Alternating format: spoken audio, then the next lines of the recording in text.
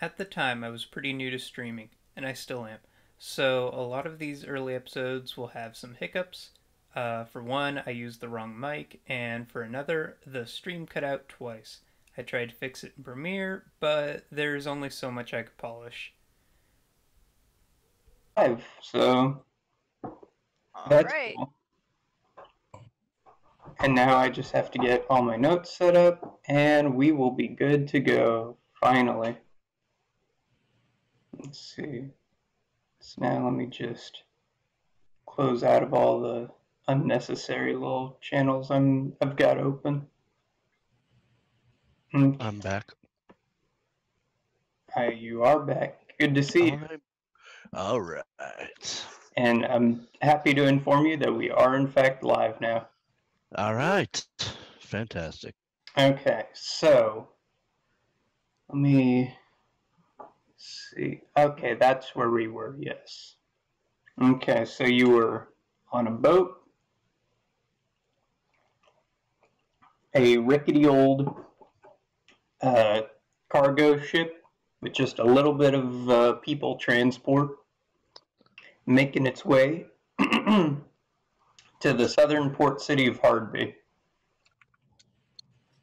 So, you're starting to approach the city, and the first thing you notice is that the ship itself has to pass through this oceanic gateway, as it were.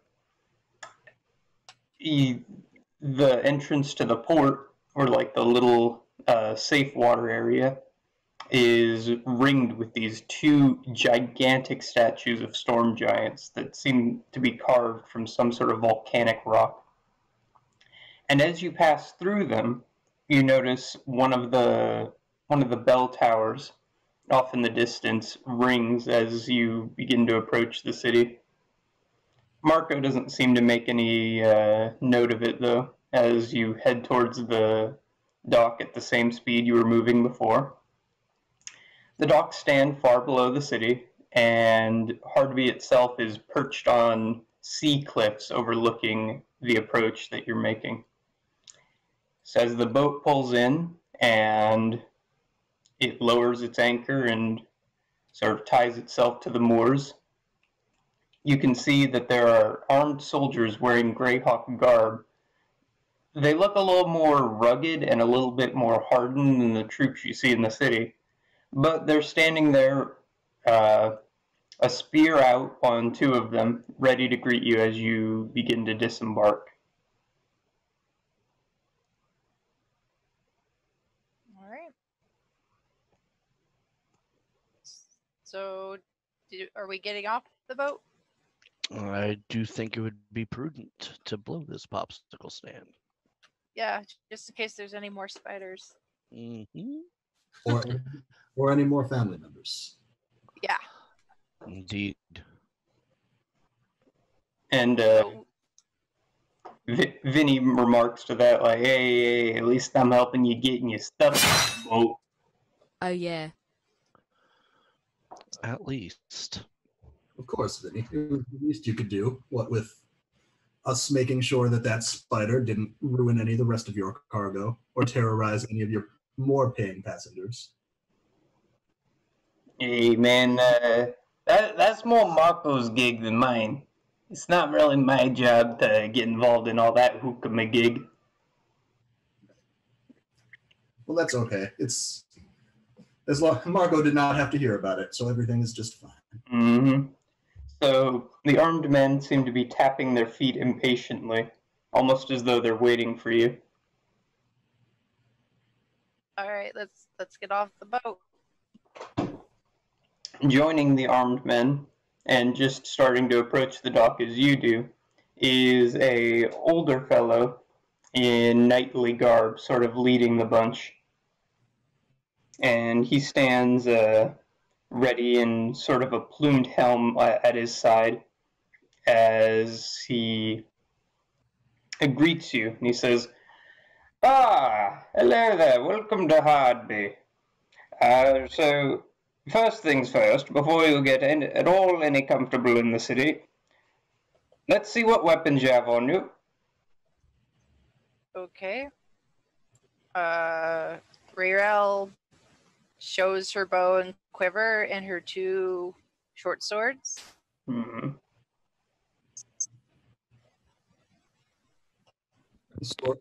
Sword reveals just a pair of daggers and a light crossbow. Hmm. Drew will remove his mace and present it to the guards for observation. You there, priest, a little closer. Let me see that mace personally. Steps forward and presents it to him, handle first. Mm-hmm. He takes it, he looks at it a little while, and he takes it and he looks you over as well. And he hands it back to you and he says, "Very well, welcome to the city of Hardby. I request, of course, that all weapons remain sheathed and, more importantly, out of sight. The city is in lockdown right now, understood?" Okay. Indeed. Why is it under lockdown? Apparently, her ladyship of the city has gone missing. Well, that's not good. I'm a captain. I am not some high-born general. But apparently, inside the mansion of her ladyship right now, there's a power struggle between the oligarchs and the generals and all that. And it's really not my place to get involved. But if I had to place my money on anyone doing it, I'd expect it'd be the Greyhawk oligarchs who organized all this. Mm-hmm. Well, Captain, when you say a lockdown, are they keeping people into the city or keeping people from getting out? Or keeping people in, you do not leave. Understood? Of course. Oh boy. And while this is going on, you see the gnome and his posse being haggled with by another pair of guards that have arrived at the scene. Captain, now I'm not sure that I should say anything, but I consider it my civic duty.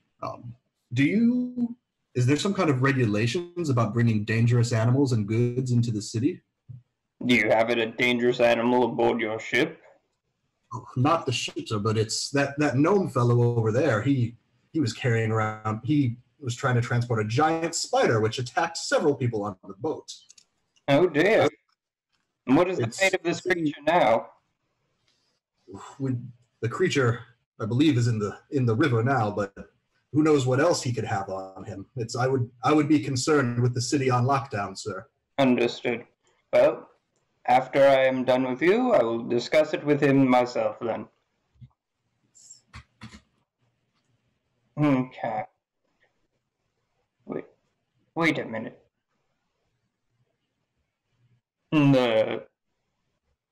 The guard captain sort of looks over Drew once more,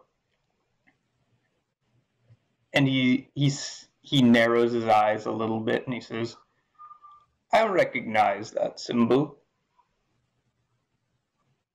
Indeed. Tell me, young Mr. Priest, or whatever your role may be, could you turn around for a second? Of course. Okay. And he walks And just up. Yep. No. I'll simply turn. He walks up to you, and he places a pair of manacles on your wrists. He says, "Right then, come with me." And he starts hauling Drew out, while the two other guards remain. Wait a minute. Why are you arresting our acquaintance here? The Temple of Cuthbert has committed a sin against the city, and as it stands, all members of that clergy right now are going to be placed on house arrest, meaning that they will all be placed in the Temple of Cuthbert that is located within the city of Hardby, yada yada yada, and are not to leave until requested otherwise to do so. Well, I could think of worse places. How does a church commit a sin? They are seen as conspirators with the people of Greyhawk. They've been meddling in our affairs for too long, And in fact, many of us don't even want to wear these garments anymore. Well, Well, And the fact very that well. your city hails from there only adds to the suspicion. I know not what your errand is, or what we're you're just doing. passing through, which apparently seems quite impossible at the moment. Well, I suggest that you take it up with Stravart, then. That's not my job. And so he begins to haul Drew away. If you wish, I do not resist. If you wish to come along, you're welcome to do so. And he begins making his way towards the Temple of Cuthbert in the south of the city. Might as well follow. From a distance, I would think. I'm not. Yeah, from a distance. The church is the last place I'd like to be locked up in. Well, we have to figure something out. We can't let Gnome get a head start on us. No, hopefully the city guard will prove useful in that situation. It doesn't do us much good though if we're on lockdown ourselves. Well, and it doesn't do us much good if the organization that's supposed to be paying us is themselves under arrest. Yeah. I feel like this could have been pertinent information. We could have just gone straight to the desert. Yeah. Well, it only happened a few days ago, so there was no way Marco or anyone on the crew would have known. True. Well, I guess we'll just have to figure it out. But to somehow clear the St. Cuthbert Church Temple's name and figure out where this lady went disappearing to. So once you get to the temple gates, the temple here isn't the grand cathedral that's in the city of Greyhawk. It's more of a modest facility. It's still a decently sized temple, but, only about the size of 2 churches, really. And so he opens the door to the enclosed courtyard that the temple has. He pushes Drew inside. He says, "Would you like to follow?" Sure. Okay, and once all 3 of you are in, he closes the door behind him, and there are 2 guards posted out front. Well, it looks like we'll have better accommodations than I thought for the evening. So are we non-believers free to come and go as we please? Of course. Oh, perfect Okay. then.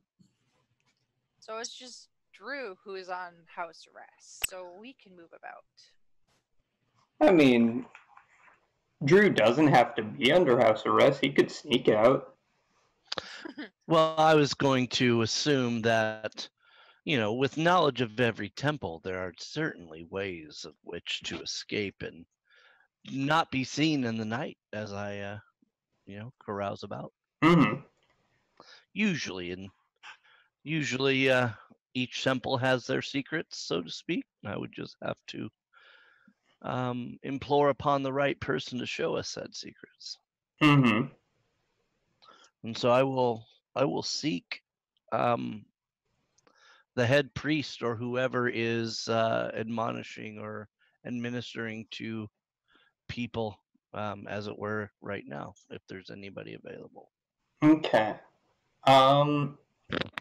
So you're going to make your way to the head priestess's chambers. Currently, she is in a heavily meditative state, so you sort of open the doors to her chamber without too much issue. And you see something that's kind of like reminiscent of a Dumbledore's office kind of thing, where you've got all these books, you got these old artifacts, although in this case they don't seem to be nearly as powerful or important. And you see an older woman sort of cross-legged in the garbs of Cuthbert in a deep meditative state, almost asleep. Well, I think we'll we'll leave her and see who the. So I'll slowly shut the door and turn and try to find the priest in charge at the moment. Okay. So you search around and you ask around for a little bit, and eventually you're led to an older woman, or another older woman, uh, and she seems to be writing letters at a desk in one of the library buildings. And as you come to her, she seems to be in a bit of a tizzy. And she's garbed in black with heavy glasses over her face, and her hair is streaked with gray, and she looks up to you, smiles gently, and she says, "Hello." Hello, priestess. And she returns It immediately seems to her writings. it appears there's been an interesting 3 or 4 days which I have not been aware of, having traveled downriver from Greyhawk, only to be arrested and taken here. May I know of what has happened? Yes, take a seat. Though I'm not going to stop writing, it's important that I get these letters out to every powerful person I can. I must make sure that they know what the situation is and that we strongly disagree with their stance on this. Indeed. And she, without even taking a break from what she's working on, says that, well, it happened all of a sudden one day. The media happened, a few weeks pass, and then they arrest. No, they don't arrest. The lady of Hardby, the despotrix, goes missing out of the blue. And then all of a sudden, the general and the people of the city go on this massive tirade where they believe that it is the people of Greyhawk who have done this. And fair enough, the Greyhawk oligarchs make their meddlings where they do. And it is not my place to get involved with such politics. But they believe that we, as one of the patron saints of the city of Greyhawk, are in league with them, and so they have placed me and all of my sisters under arrest for the time being. It's a travesty, I say, not one that will go unanswered. Well, it appears we are in a bind. We have been sent here by the head priest from the Temple of Greyhawk to investigate the whereabouts of where this comet landed. You need only to confirm this with him in order to understand that we need to leave as quickly as possible. Well, we have to resolve the whole situation first. If you were to leave now, you'd be breaking the law, and that is utmost not allowable. Of course. It is an option. It is an option for you, maybe. Around here, we like to do things the proper way. This witch hunt has gone on enough already. If we were to begin breaking the laws, we would give them all the excuse they need to plagiarize us and put us at the stake. Plagiarize isn't even the right word. That's how frazzled I am. Well, they may indeed take some of our writings and use them against us. However, what is it that you see that needs to be done, High Priest of the Temple? What do you mean needs to be done? Well, you are saying that we cannot leave. Yes. Well, Are we to do nothing? I would recommend it, yes. I would say write letters with me. Send them out to the powerful and let them know that we are not in league with Greyhawk. Yeah, but then it's just your word against theirs. And what good does that do? What good does that do? It does all the good that we would ever need. Greyhawk and the Church of Cuthbert have been friends for some time.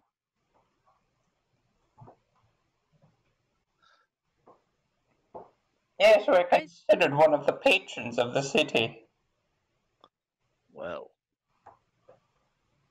this mission is from the High Priest himself of the temple in Greyhawk. And the laws of men do not necessarily supersede the laws of our God and church. But is it not the highest teaching of Cuthbert to obey all laws and to help all systems self-propagate and to live in an orderly society? And sometimes, in order to do so, the laws of Cuthbert are first and foremost. Instead of involving myself, I will plead ignorance on whatever issue is to follow. We have been tasked with finding the comet. That is all I know, and that is my singular focus. Well, perhaps since Drew, you're kind of stuck here for the time being, perhaps Soren and I can go out looking for information. Seems like this all started when the lady disappeared. You are all free to go, from what I understand. We're free to leave this building. We're still stuck in the city until that matters. I think the two of you are well versed in finding your way out of cities such as this. That's more wily an observation than I gave you credit for. I would not know how myself, but if, say, I was able to leave and go with you. But again, I am bound to what the High Priestess instructs me to do.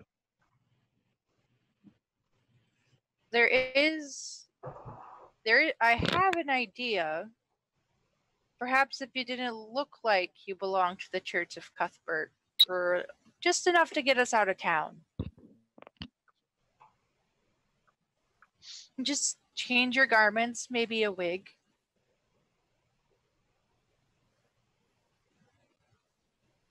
And Drew will simply look at the High Priestess to see her pleasure, displeasure, what she's thinking.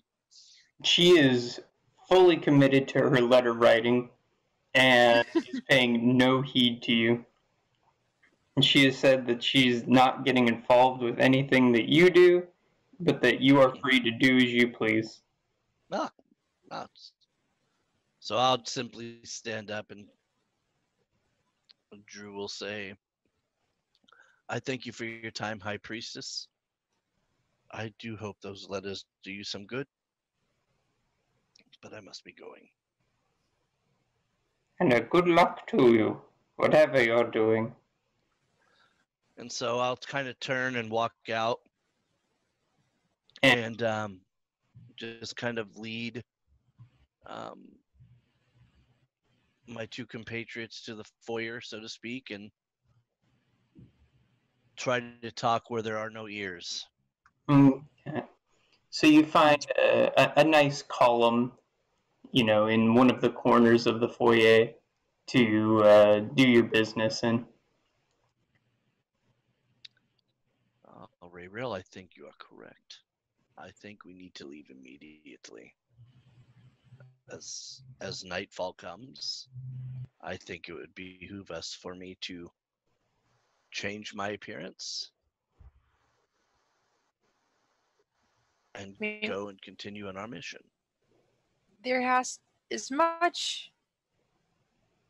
Honestly, the whole lady missing, and no offense, but the dealings of your church have very little to do with what our objective is. Well, this I understand. I am a bit curious as to how my faith was thrown into the middle of this, but who knows with affairs of men.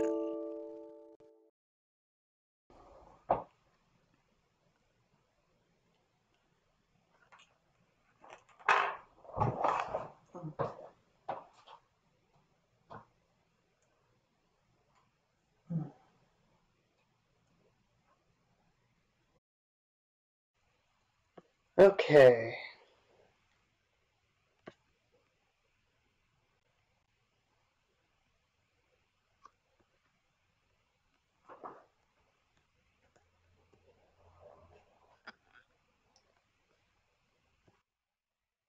Boy, howdy, that was fun. Yep. Yeah.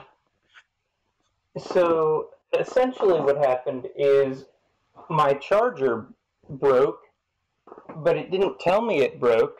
So while I was streaming, my computer decided to just die on me. It's even more fun because Discord barely works on my phone, and the backup computer is locked again in the basement. So super cool, like when it rains, it pours type of situation we're having. Oh, it's super duper Man. cool. Well, how far away do you live from me? I live in Long Not too Lakewood. far, though we are live, so maybe not best time to give things away. Oh, that's okay. Every, I have a persona. Let's see. Well, welcome we will back. try doing it from the room today, and we'll see how this does. I still look okay. Honestly, the lighting's better here. Okay, so let's double check to make sure we're on stream, because yeah, We're I'm streaming. very competent with these types of things. Don't you worry about a thing. Okay, now that that nonsense is over, where were we? Uh, we just went over this. Yeah, we were at the point where the money had been exchanged, meaning Drew had given the 2 gold piece to Ray Rel. Yep. And what's the name again? Oh, not Soren, right? Soren, yeah. Yeah, Soren. Yeah. Yeah. And then they were going to go find some clothes that may fit me, that may not be bearing religious materials. And Drew was off to read scriptures to let those 2 go and rabble rouse amongst Okay. the city of Hardby. So how much money did you put into your budget? He gave us 2 gold. And so Just to find some. So with that, you head out to the bazaar. And the Bazaar of Hardby is mostly a fish market, but you can say that there is some more pricey stuff, and you can get marginally pretty good stuff here, to be sure. So you come across a very large general purpose type store that seems to be pretty popular in the Harbor District. And inside, you find some clothes that you're looking for. They're priced at about 1 gold in total for an outfit. While we're making this walk, I'm looking out onto the harbor. Does I know we passed through some big gates essentially to come in. Does it seem like fishermen and small vessels are still free to leave and go about business and return? So there seems to be fishing inside of the harbor's waters, but there does not seem to be any fishermen leaving between the two giants, no.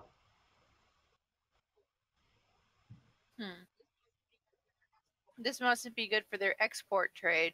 If No one's happy leave. right now, but everyone is high-strung, we could say.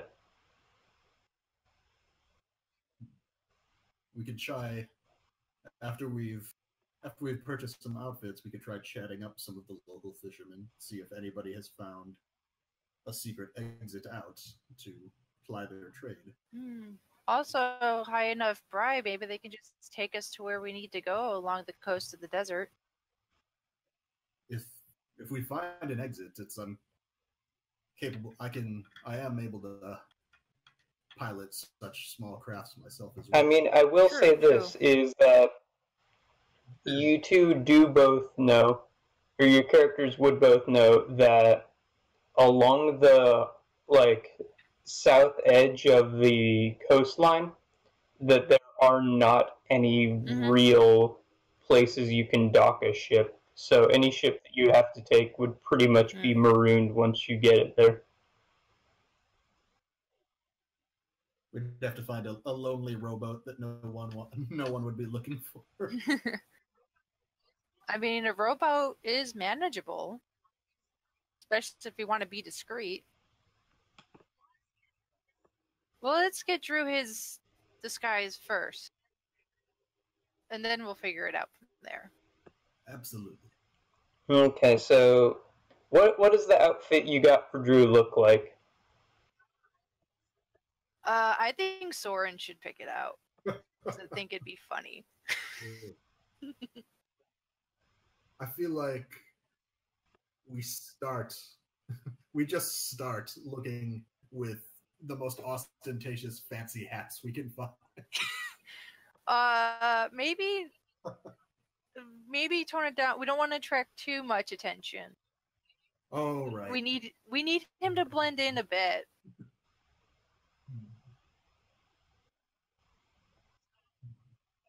So, I mean, I'm down for a hat, just like... That's fair. I guess we can try just dressing him in the auspices of just a normal dock worker. That would blend in well. Yeah. Like a fisherman's get-up? It may not be as fun for us, but more functional that way. Yeah, we wanted... Because if we're going to be...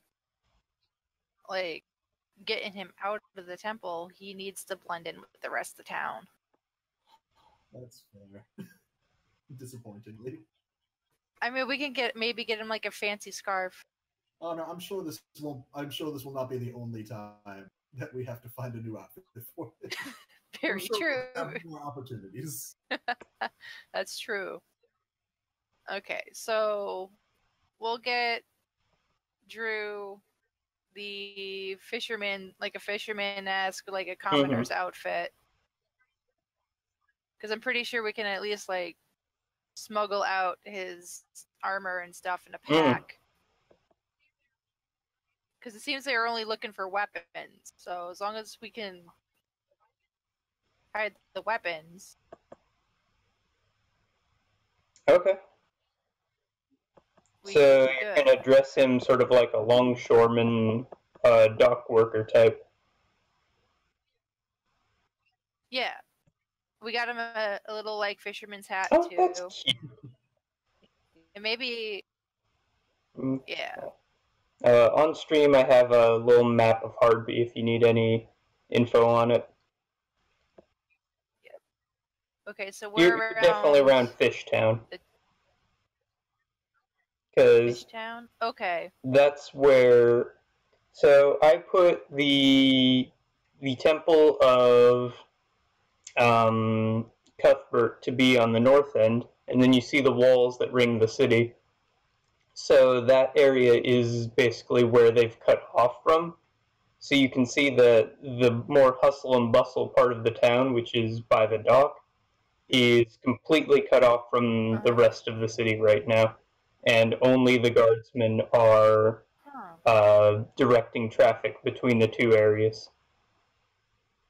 And so How tall is the the wall is about the size of a 3-story building.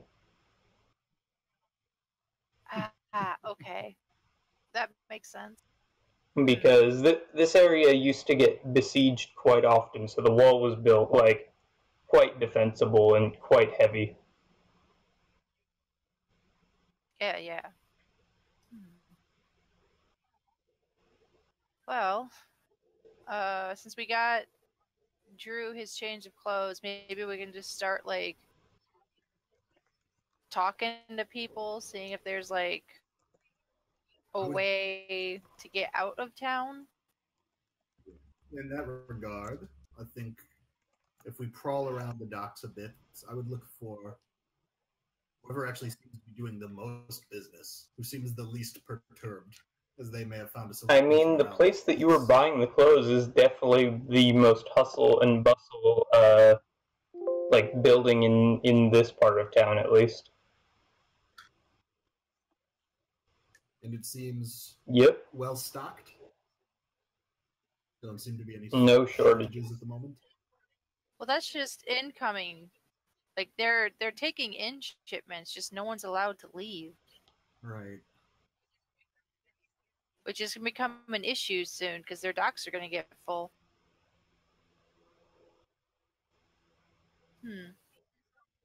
Perhaps we could talk to one of the proprietors of the shop, see if they have any leads. I'll leave that to you, Soren. It seems you might have the charisma to get it done. Who is operating the store? So it's this older lady by the name of Hofbarda. She's been living in this town a long time, and you can just tell that by looking at her. She's always in a pretty good mood, from what you've seen so far.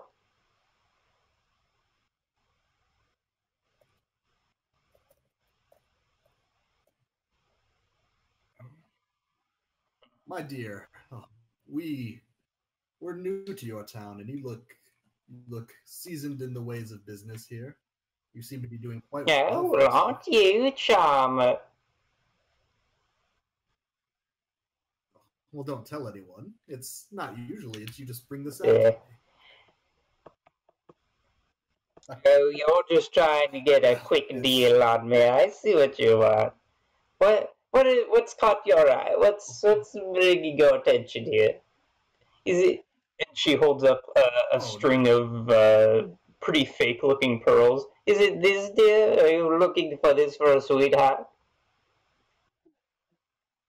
You wound me to imply that my admiration for you is just based on everything is based on a monetary exchange, dear. Even if it's not monetary in theory. You're not wrong. No, it's what I'm interested in is information. You operating such a successful shop with the embargo that's currently going on in the town. It must require. Oh, it's not been happening that long, dear. Only a week or two. No shortages yet, at least.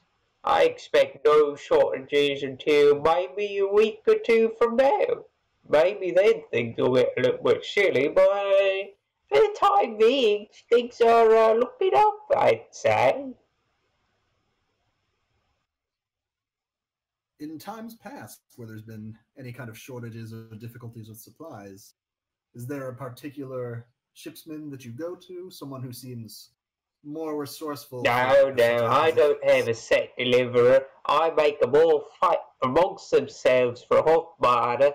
Yet they give me the good deals and they screw themselves over.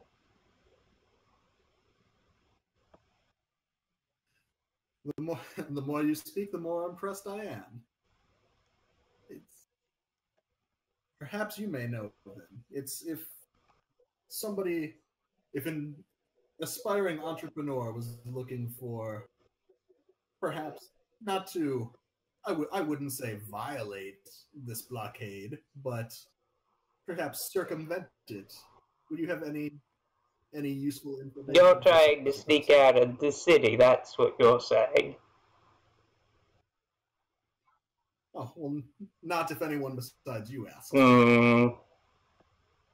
I think my loose lips could be spoken to for the right price. Of course.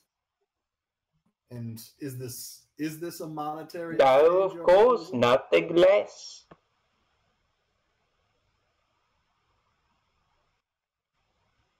Well, Hardby's got such a good deal, the entire stream couldn't handle it. Alright,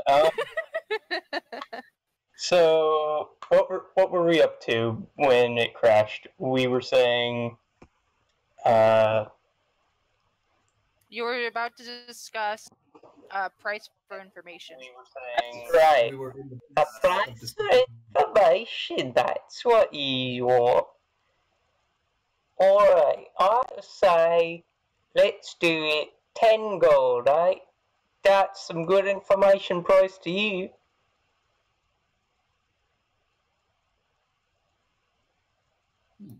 10 gold.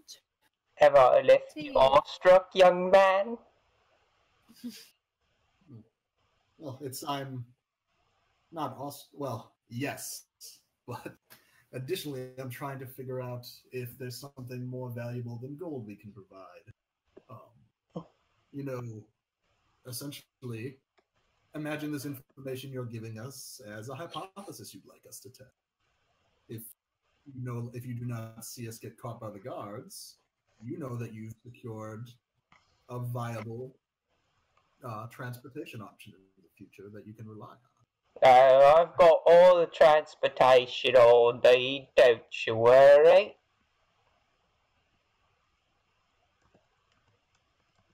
You drive quite the hard bargain. Here's the deal, if you're going to say things like that and try and shortchange me, I'm going to say 11. You may even not be shortchanging me, but I'm going to say 11 now. Because every minute we're having this conversation is a deal I'm not having with another customer, you know? I look around. Are there any other customers in the store? No, there are not. Well, no need to start raising prices now. I did not say I wouldn't be paying. And I don't see the line queuing up behind me just yet. Just looking for ways to make myself useful. But if the price is 10 gold, then 10 gold it is. I will hand over the majority of my gold. I'll pitch in like 5 gold. Okay, so you split the deal amongst and say, I was expecting a round of haggling, but if 10 gold's what it's gonna be, that's fine with me. Alright, here's the deal. You want to get out of the city. You're not gonna get out by the sea. The fishermen are prudent, and they ain't gonna be moving anytime soon. If you getting out of the city, I would take the east road. The guards, they don't watch as good as they say they do. Give them a bit of pipe weed or a little bit of the right look, and they'll overlook anything, dear. At least for me. Oh, thank you. That's very useful information. Yeah. But if you did get caught, it wasn't Hardby that told you. You're just up on your own, eh? Of course. Of course. That's the only situation I could imagine where, if anyone asked, we would not recall who you are. Very good, Diaz. Very good. And she gives Soren a little wink, and she's like, "Right, well, If your ventures go well, make sure to come back, alright? We'll be sure to stop by the next time we're in town. Okay. So, you're heading back to the temple now? Yeah. Okay. So, you make your way back to Drew.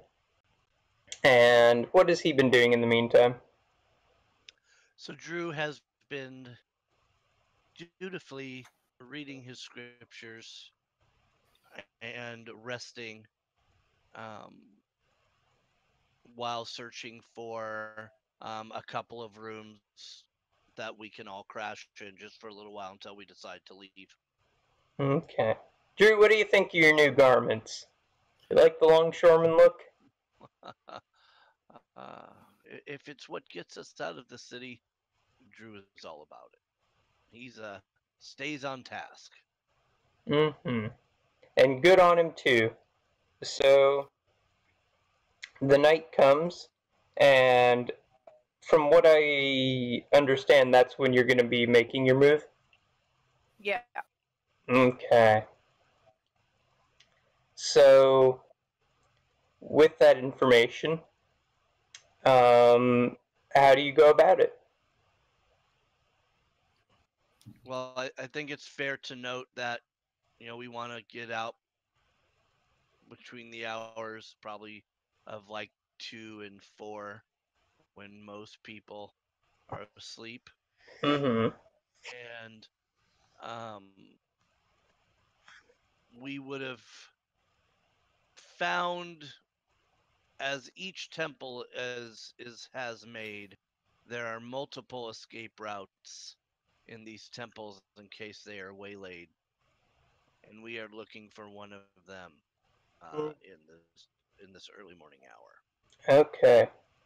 So, you're making your little search, and you come across the library, and you notice a paper trail, a literal paper trail of pieces of scrap paper sort of left on the ground, a little bit thrown about.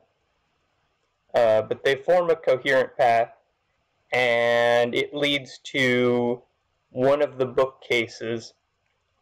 And underneath one of the bookcases, you can see a piece of scrap paper folded very nicely underneath a large red book. All right. Well, no time like the present. Drew will simply remove the paper and see if and inspect it and read if there's anything on it. Nope, nothing on it. Well, I'll perhaps hold it there's up. an invisible ink. Yeah, I'm gonna hold it up to a candle, and just see if there's anything written that I can see. I'm not gonna try and burn the paper up, but just looking through the paper with a candle as a backdrop to see if there's anything on it. You examine it as close as you can, and you find that there is nothing on the paper. Check the book, perhaps. Yeah. Time for the book. We'll remembering which page that thing was in, we will open the book. The book doesn't come off the shelf very easily. It's surprisingly heavy and stuck on the shelf. This could be our Scooby-Doo moment. I will see if there's any mechanism attached to this book. So yes, you can see that the book is less a book, but more a piece of wood that's been built to resemble a book. And it's very heavy wood too, and it has a chain that sort of attaches into a mechanism in the wall that goes to somewhere you can't see. Like a mouse hole. All right, we will pull the book lever. Okay, so you pull the book lever, and just like in Scooby-Doo, the bookcase moves forward and you are able to progress. The way down looks dark and wet, but it's definitely a piece of stonework done by Cuthberts. It's very orderly, and it's very well done. All right. I'll take one of the torches off the wall in the library, Mm-hmm. and I mean, I have dark vision. I can just lead the way. oh, well, I hope I don't trip and fall. It's fine. I'll keep the way clear. I'm afraid a torch might attract attention. Of course. And remember, Drew will put the torch back. it shouldn't be the DM's place to say this, but do also remember you have cantrips and things like that. So Drew is ready to follow Rayrel wherever this place takes us. Okay. So you get yourselves ready and you head down the tunnelway. It's dark, it's cold, but for the most part, there doesn't seem to be anything too troubling beneath the passageway. And eventually it reaches a dead end. And from your end, it looks like there's a trapdoor to somewhere above. Okay. I'm going to listen to see if I hear anything on the other side of the trapdoor before I open it. You don't hear anything aside from the dripping of water. Okay. I'm gonna carefully open the trapdoor. Okay. And it leads out to what appears to be a relatively isolated alleyway in the North Ends district. Okay. So we need to make our way to the East Road from here. Okay. And how do you go about that? Do we want to? I think we should do it with a little bit of caution, just because the early hour might look weird for like 3 people to be out on the street at like 4 a.m. Back alleys are likely the way to go. Yes. So we'll use the back alleys to get towards the East Road. Okay. So you make your way through the back alleyways, down and down to the east. And as you can see, you do have a point where there are no back alleyways and you need to cross a main road. And it's being patrolled by guardsmen right now, as the city is under lockdown and there's a curfew. So the main road is up ahead and it's along the wall. You can either make your way to the dock district or to the warehouse, or you can try to pass through this area of wall up ahead. So on the map, we're kind of between the 2 and the 4, it looks like. You are at the very bottom of the north end on the east part that touches the wall. Okay.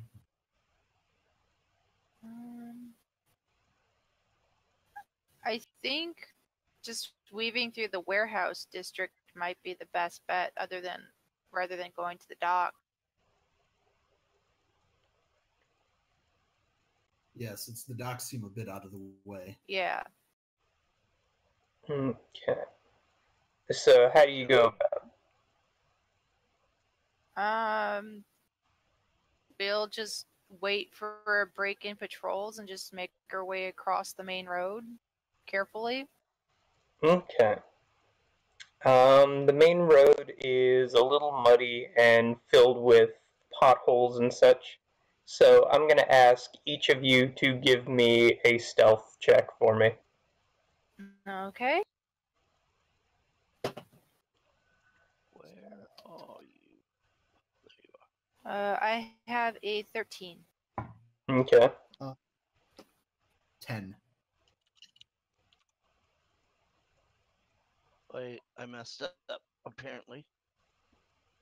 1 second. Okay. All right.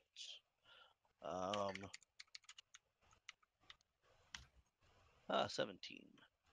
Okay, so Drew and Rayrel, you get through just fine. But as you're making your way across, you, Soren, you step in a very large puddle and make a loud sploosh sound. And one of the guards who's standing over by the wall area goes to investigate.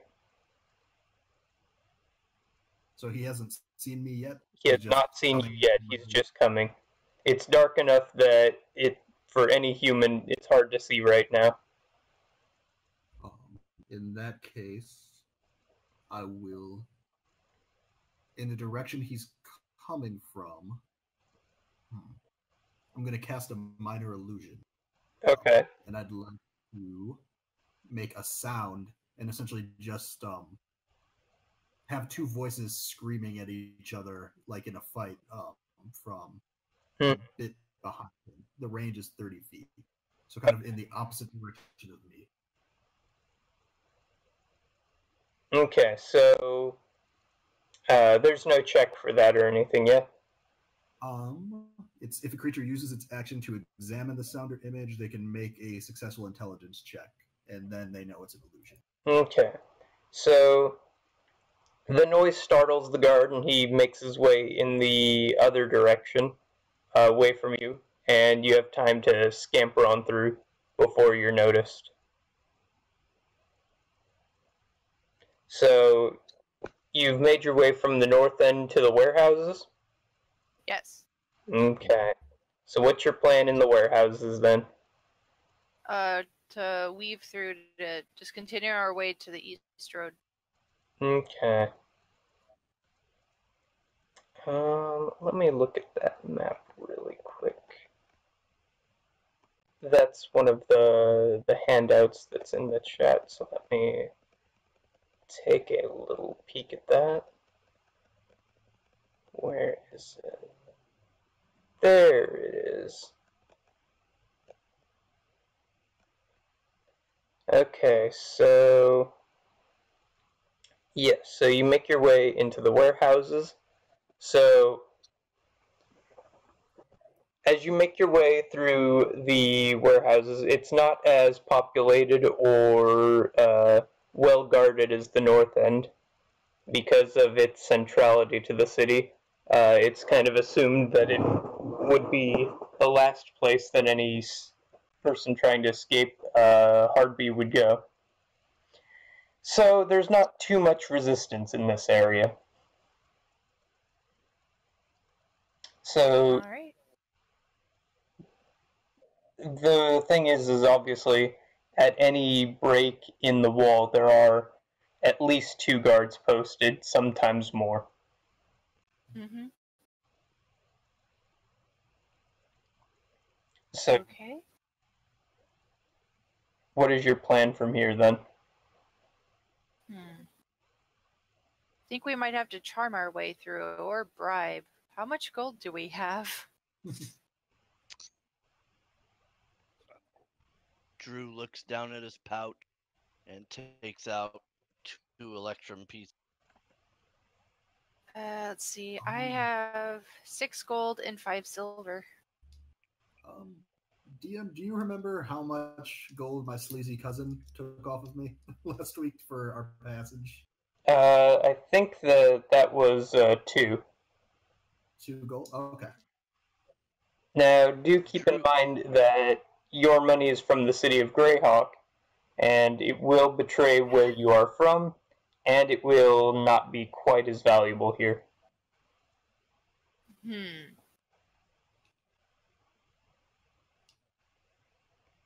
Perhaps we try using our words first. Right. Do we have a plan B for if that fails us? Besides run. I mean, plan C would be knock them unconscious and run. But let's try to avoid that. I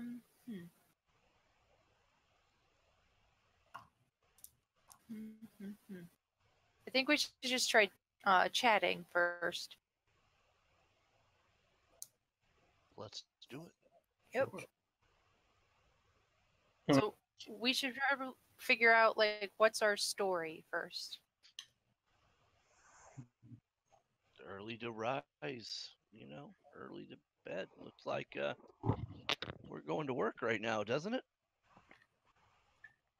Yeah, but usually I think people would go. I mean, we could say we're heading towards Trade Town, but I think we're a little too far south for that. I mean, Hmm. Raverell is a bit armed to be, going to work or anything.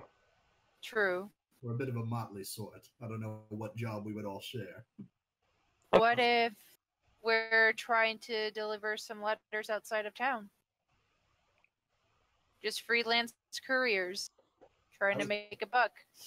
I was thinking the same. I don't know that the out of town part they'll approve of, but we could tell them that we are freelance couriers, perhaps delivering a message to their compatriots at the East Gate. That works. They would at least let us that far. Remember that the best lies are those that are closest to the truth. We know where we want to go, and I certainly look like I'm working at the docks, and maybe your two's looks are that of guards that have been hired for a shipment coming in just a tad early. That could work. Might explain away the armaments. True. True. However, I will defer to what you two decide. We could just go with we're gonna escort an incoming shipment. Does that sound good? It does not require us produce papers in terms of what we're delivering. Good point.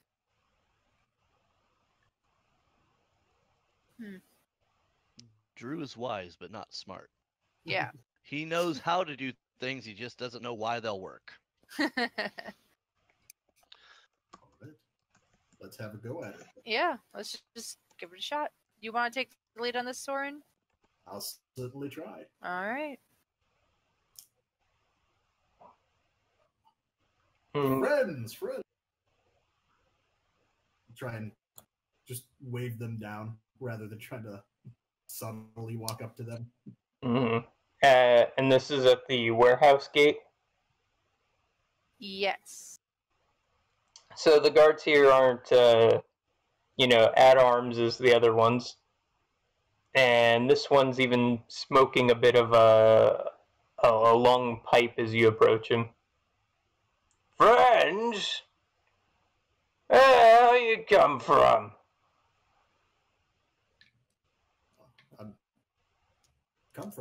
We're coming from the docks, my good sir. And your face seemed to betray a friendly demeanor. I apologize for disturbing you. It's a bit dark in town right now. My elf associate and we've been asked to escort this man home from the docks. He was stuck there working late and got stuck past curfew. We're just trying to make our way to the east side of town. You're trying to get past the gate? I didn't know no ships came in this late in the day.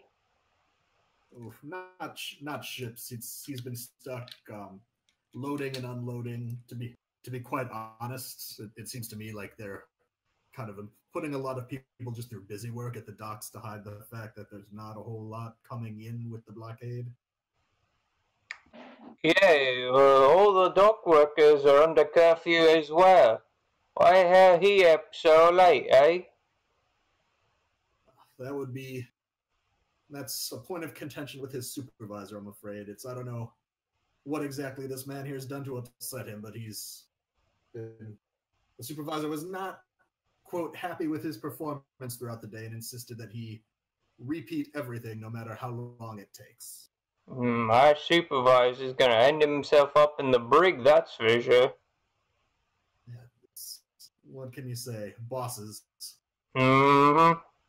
What's his name? The boss. I mean.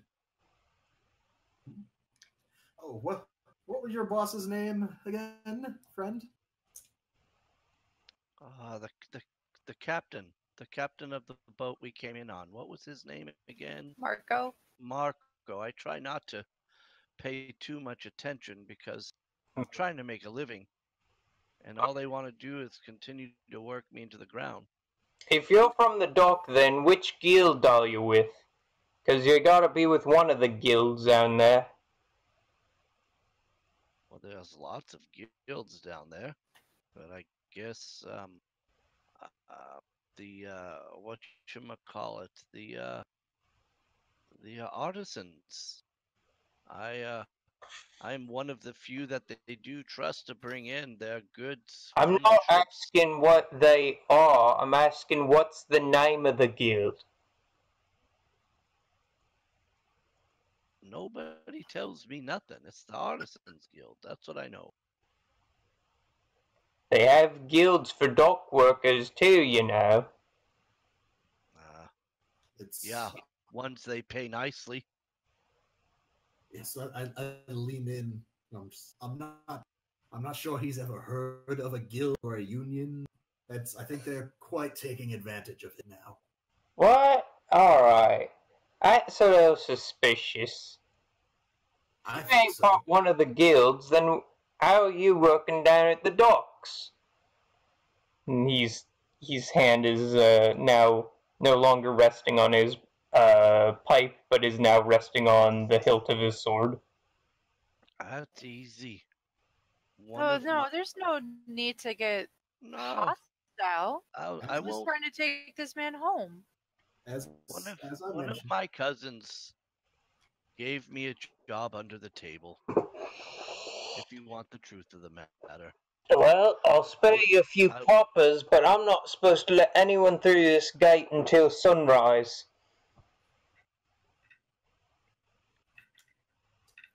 I'm just trying to do right by my family. Alright, well, your family needs a father coming home to them. And that father knows the rules around here, I would hope.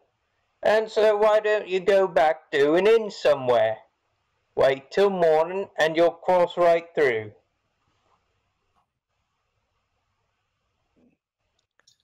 It was that extra getting the jump on the day's work that was making everything meet. Listen, that's sad, but that's not my problem, dear. So why don't you head on out and hassle some other man, alright? So this is where Drew will stand up to his full height, and you are going to let me through. No man is going to keep me from providing for my family. And I'll intimidate him best I can. Okay. Give me a check then. Throw one for me. Roll. Hold on. There it is. Roll 1d20. This is a +5. So 16. Okay. So the man looks a little taken aback that you would take such a stance out of nowhere. And he kind of spreads his legs on the barrel he's sitting on. And he says, alright, you see this? And he taps a little whistle that's around his neck right now. See this whistle, right? If you keep talking like that, I've got to blow it, and nobody wants that. None of us. I don't want that because then I have to fight. The other gods don't want that because we don't want to have to tackle you. You don't want that because you don't want to end in the brig. I have my orders, and you have your orders, and listen, your life's hard right now. I'll spare you a few copper if that's what you need, but I can't let you through.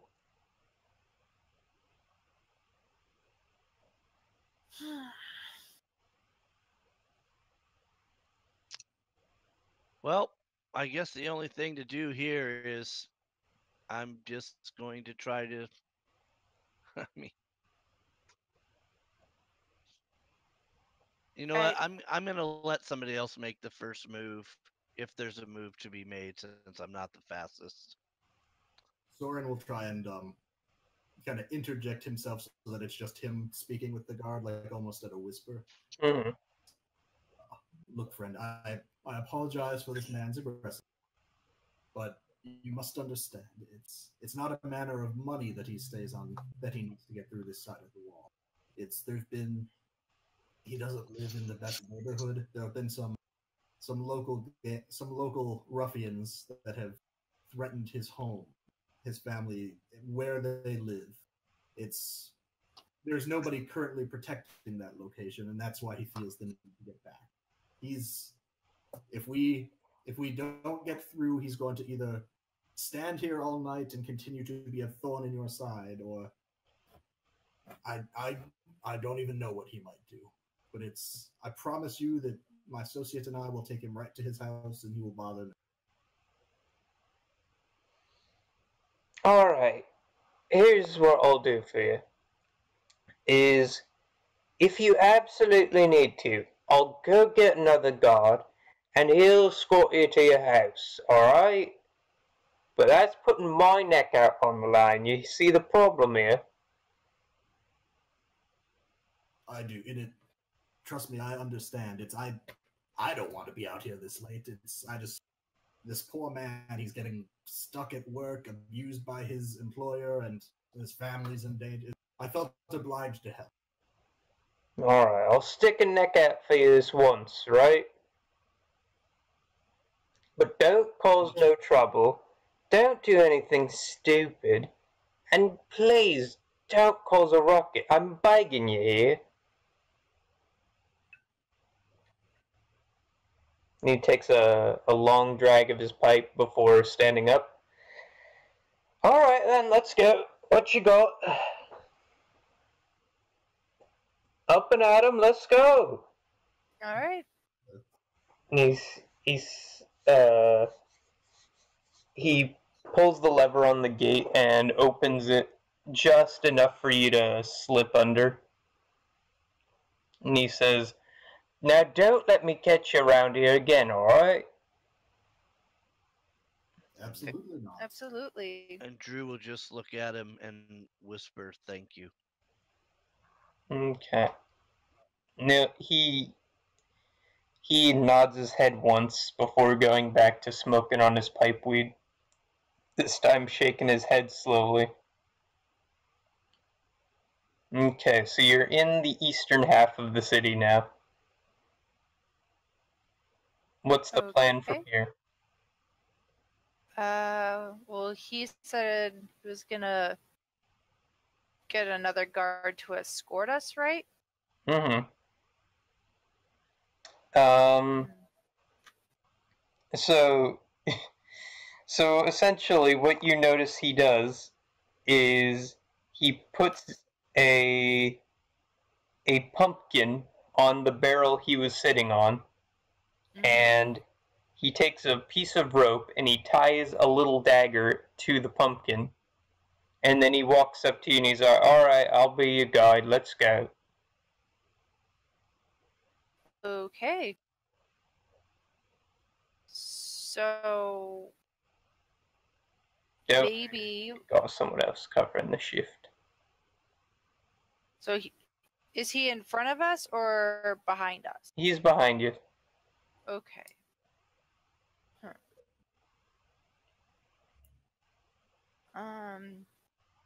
I lean over to Soren and it's like, perhaps you can create a diversion so we can sneak off? Nothing too big. Yes. I mean, we did tell him we're going east, so it seems to me that we can walk with purpose in that direction for some time. Yeah. I can do noises. I can do small objects. Nothing major. Probably a noise. If you like a bar fight? Right. Maybe, I guess as we're walking, I'll keep an eye out on the window, see if any place still has any lights going on, or if there's any taverns even closed that it seems like we're passing. A good place to try and throw some sounds into. Essentially. Most of the taverns are in the dock district or in Trade Town. Ebfields is mostly just where people live. Like, on the whole, it's a pretty quiet part of town compared to everywhere else. So, as you're passing through, you don't see any major institutions that you could throw noise into, or anything that seems like it would be good for causing a distraction to. What if we just find like a rundown, like not too rundown, but like a semi-abandoned building that's like obviously has no occupants, so we can just pretend we're dropping Drew off there? Okay. Say that one more time for me. Like, look for a residential building, but it's like kind of run down, and like maybe someone lives there, maybe someone doesn't, and like we could just pretend like if no one's there, just like, oh, this is it, thanks for escorting us. Okay. You do find, as you get towards the edge of it, there's a few, like, sort of rundown buildings, although rundown in this case meaning nearly collapsed, but they're definitely buildings that you could make the argument for. Okay. We'll like pass by, like maybe like the third one we come upon that seems acceptable. We'll be like, oh, this is it. Thanks for escorting us. We'll just stay with him so we can bring him back. Of course, we'll stay till morning. We wouldn't want to be out after curfew any longer than needed. Of course.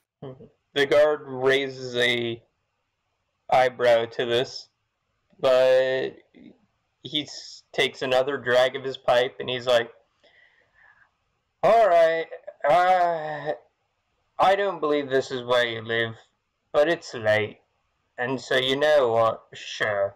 And he walks off. This guy gets paid minimum wage, doesn't he? Yeah, probably. Well, so, I mean, a lot of guards back then, you know what I mean. A lot of guards, these aren't really professional people, they're just sort of folks who either are too old or not quite fit for other fields, and so they're just sort of en masse drafted to just sort of watch the peace. So, like, these aren't, you know, the masters of the realm, these aren't professional warriors, they're just dudes. Yeah. Alright. The guys you see at Walmart after midnight. Yeah. Much, yeah. Honestly, Alright. not too far from, like, private security around here. Yeah. So we can probably, let's like go into the building for like a little bit so we know like he's gone.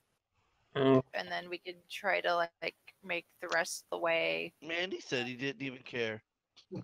Yeah, but I still want to like keep up the facade a bit. I got you. It's as we walk in, I'd planned to do some fake children's voices, make it seem like they were happy. But he's already gone. Mm-hmm. Yeah.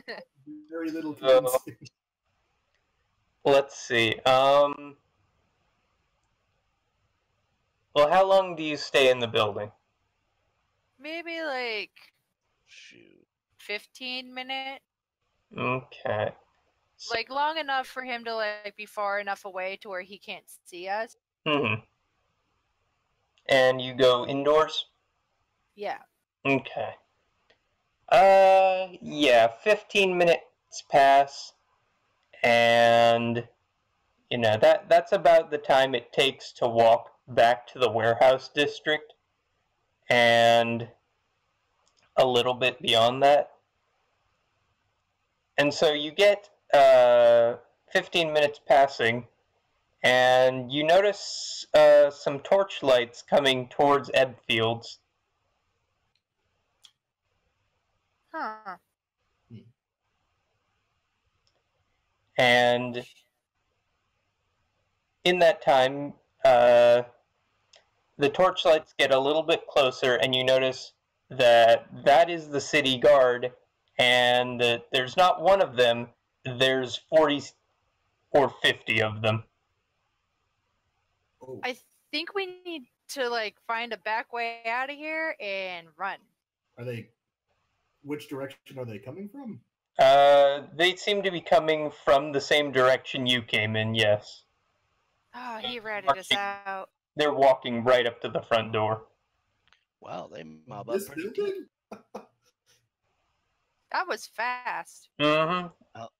What are Let's we? go. It's almost as though the city's on lockdown and that they're going to be very quick to respond to any breaches in security. Did the Out the back pumpkin door. tip them off? Please. Probably the pumpkin tipped them off. All right. Well, if it's a somewhat rundown building, there should be a back way out of here. I mean, there's Or a back window. yeah, there's a wall that's nearly collapsed, and there's a broken window. So there's plenty of ways to jump out of here if that's your plan. Yeah. I think that's our plan. There's no talking our way out of this one.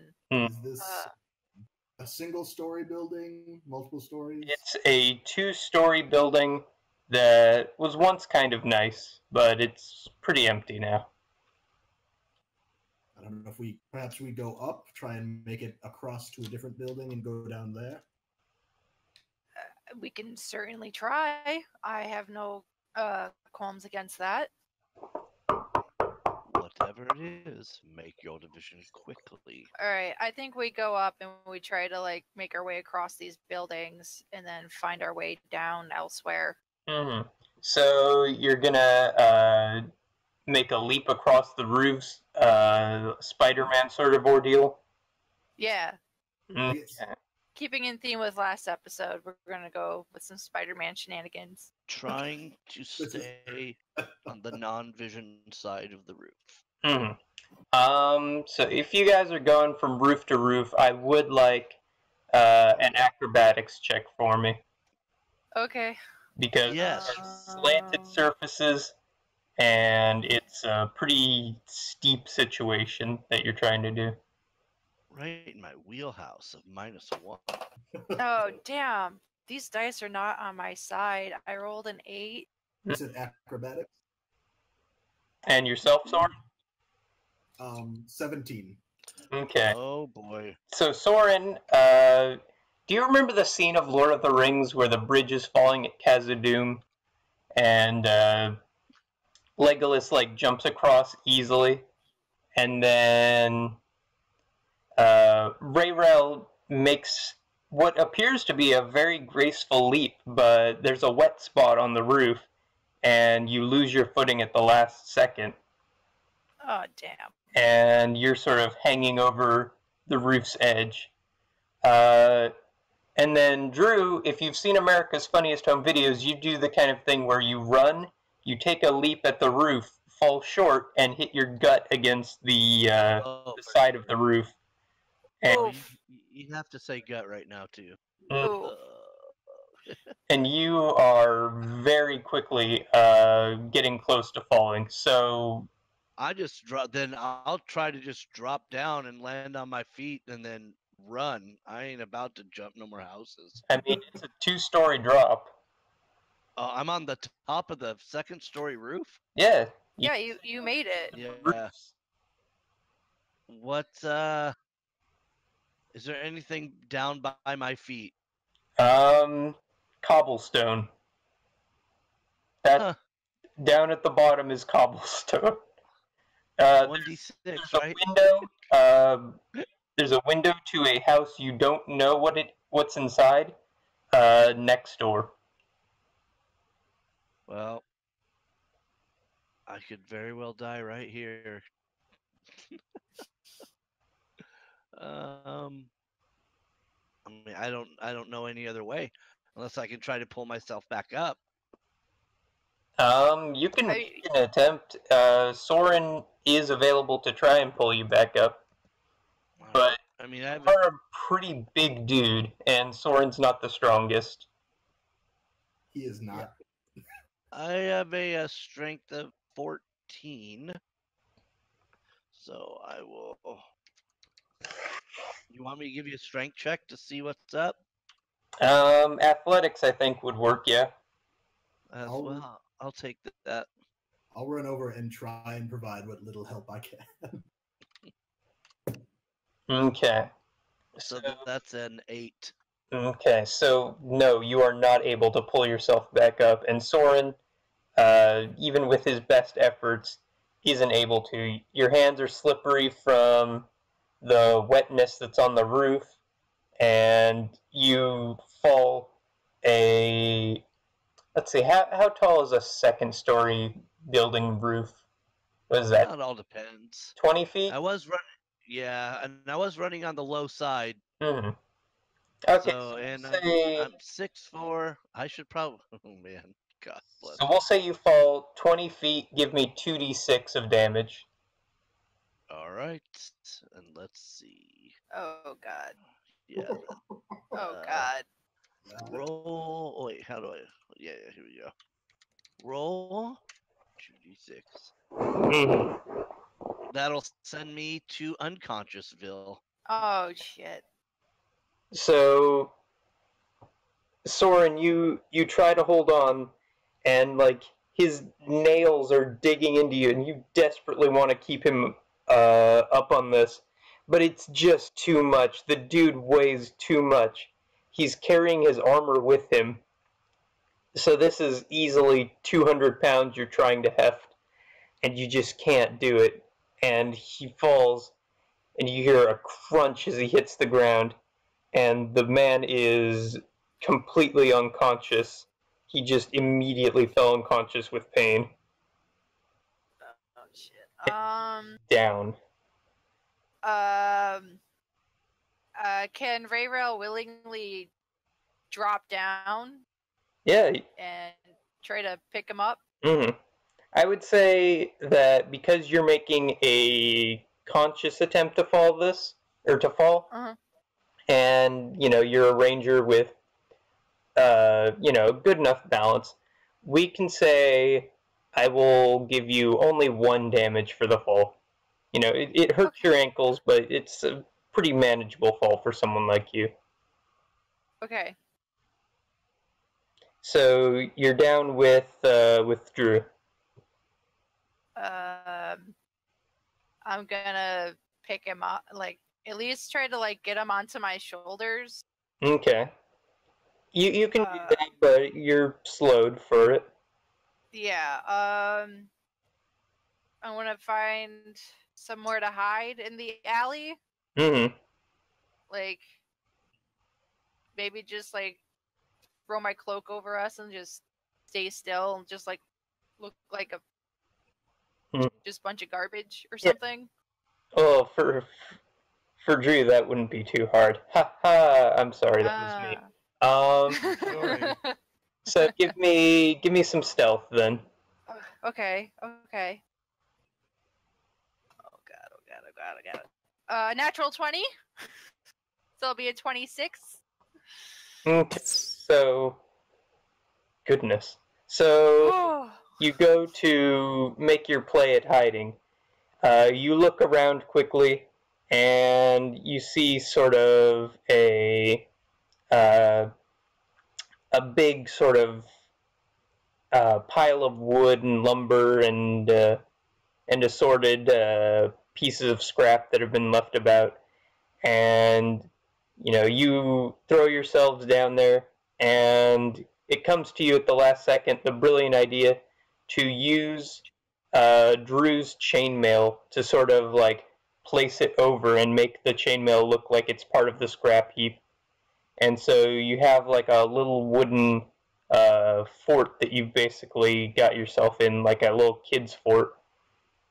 And you hear the mob of guards searching the area, You even feel the wood pile you're in get kicked once, but they don't find you. And in time, they sort of spread out to the point that while they are about, they aren't in a mob and they haven't found you. And there are no more guards in your immediate area. Okay. I'm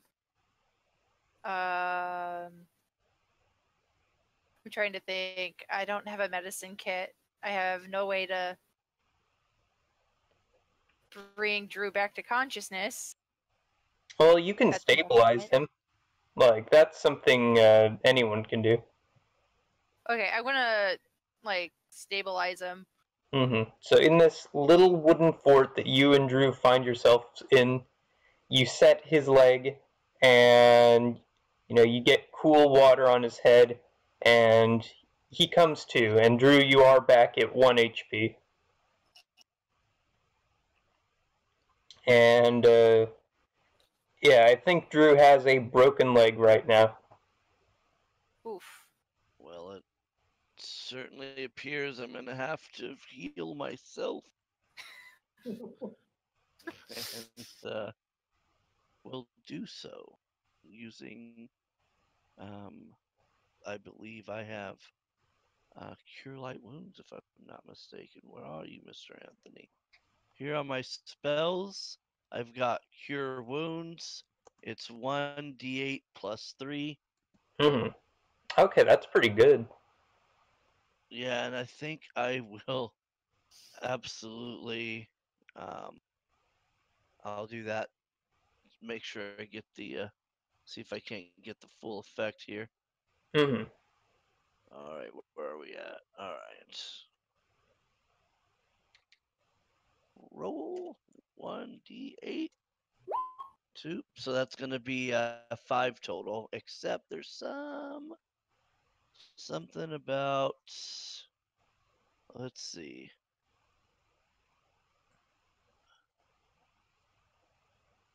Let's see. Life domain. Whenever you use a spell to restore hit point, the creature regains additional hit point equals to 2 plus the spell's level. So back at 6. Okay. Nice. And that's your full HP? That is. Okay. So I will say this is you heal all the damage itself, but there is sort of this discomfort that lingers. You're healed, but you're still in the pain, almost equatable to what you were before. It's like having a really bad Charlie horse that doesn't go away for some time. No. So you are back in good health though, and you can walk. It's just an uncomfortable endeavor, and you aren't even slowed any. I'm just looking up at the top of that roof going, perhaps you will both understand I'm not the most agile. I think the ground floor will be the play next time around. I think so. Okay. Have we lost track of Soren? Is he here? Soren's still I think up on he's the roof. still on the roof.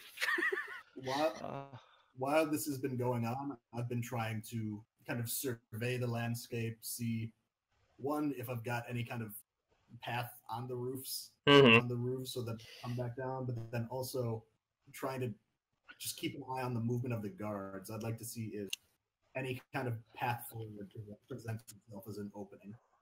Okay, so... Or at least one with minimal resistance. So let's do a perception for that then. Ooh, I'm not that good at that. It'll be fun. 11. Okay, so you look around, and you do notice a pattern to the way they've spread out. And you notice that if you take the southeast path, that you will manage to get out of the city without too much issue.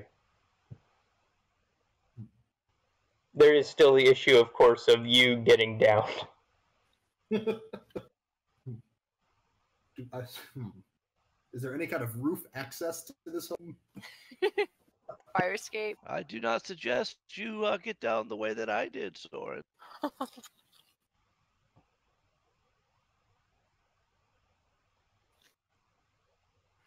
No, I feel like Soren. I there's feel like a cat in a tree at this point. Hmm. I don't know how I got up here and how I'm getting down. The building does have a sort of rocky chimney, and there is a window that can be kind of swung into. Oh, you're going Jason Bourne style right here. So those are the two most obvious ways. Chimney or window? Let's try let's see if I can swing into that window. Okay, give me an acrobatics.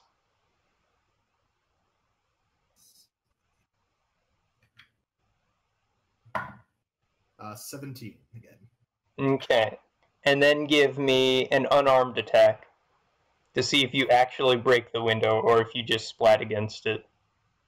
So I think that'll be, is that a d20 plus my no strength? No, just like an unarmed attack. Like, we know you're going to hit this. We've already established that. We're just making sure that you break through the window and not just bounce and get off of it.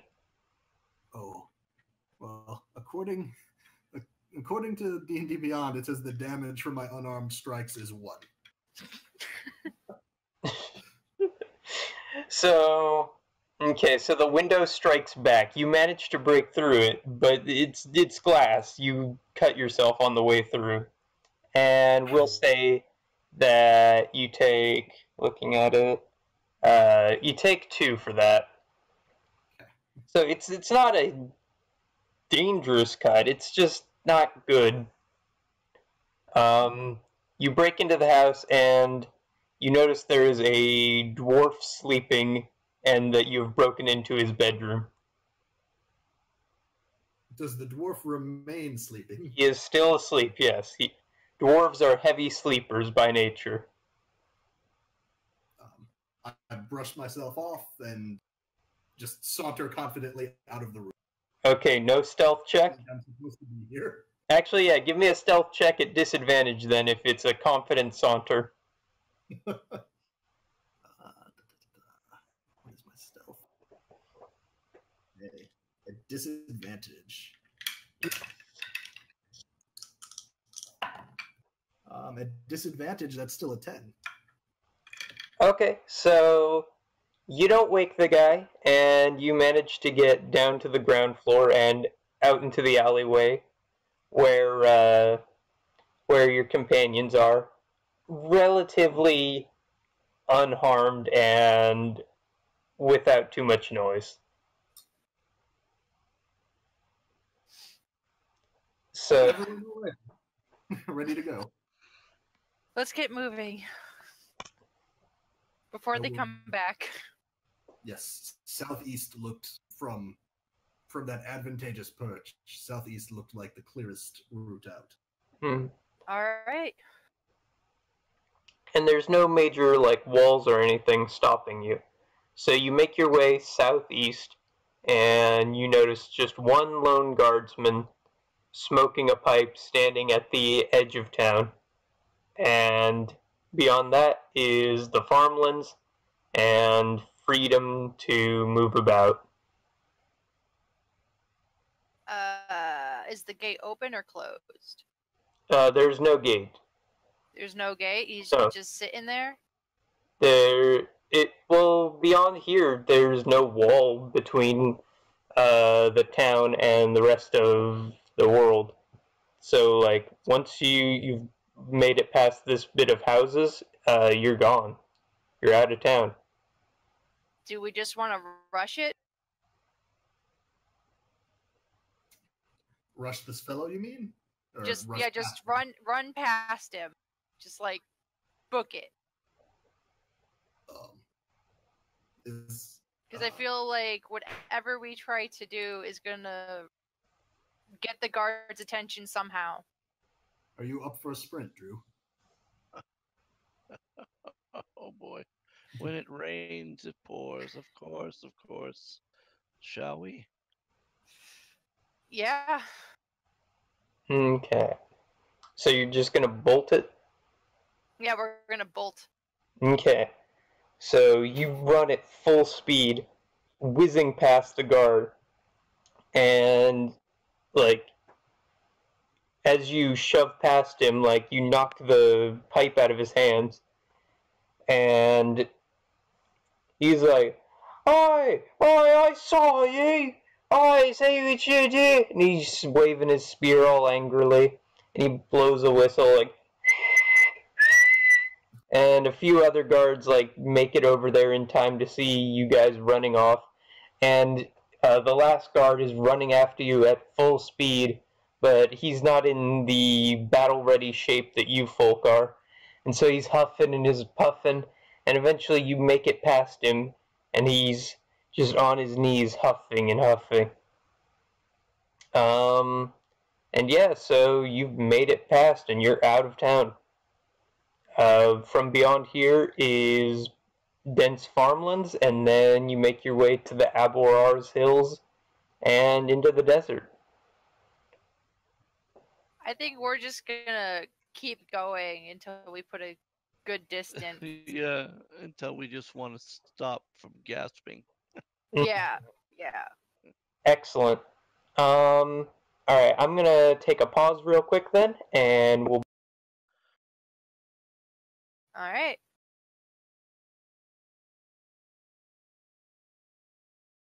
Oof. It could have gone worse. I'm just saying, it could have gone a lot worse. Just remember, in the Greyhawk Olympics, it's a 1 million way tie because everybody's movement is 30 feet.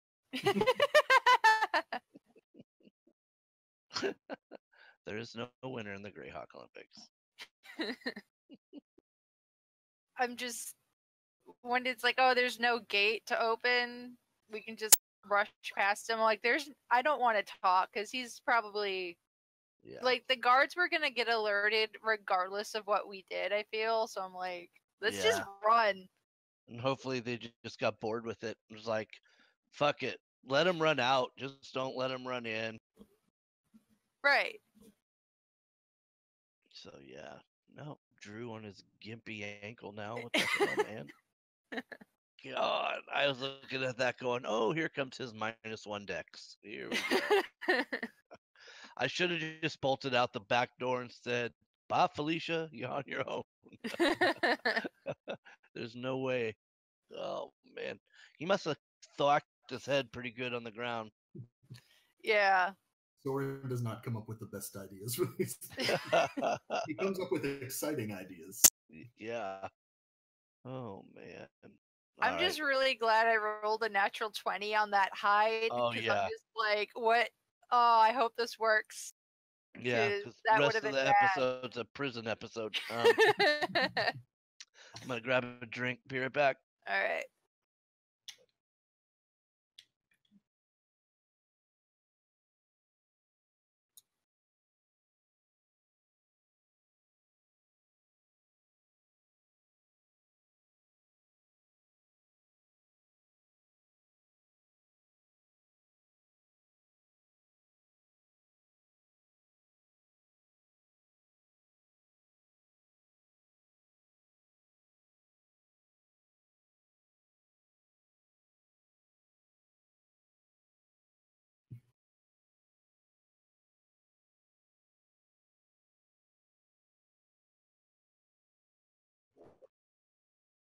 You all right?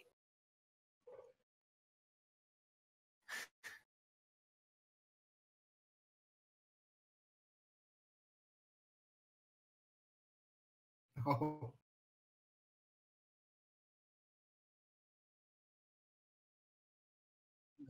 Good.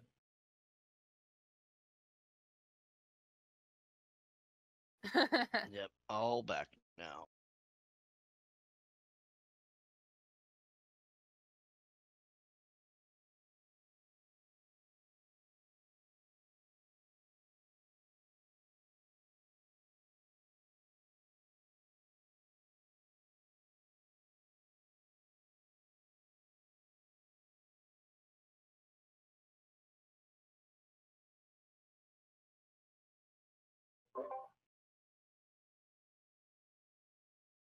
Awesome.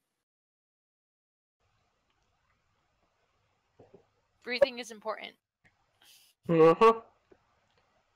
Okay, and we're back. Hi there. Woo! Okay, so do not worry, Patrick. Nobody heard me dying. I made sure to mute that audio. If I'm going to be competent today at least once, I'll be competent. Don't you worry.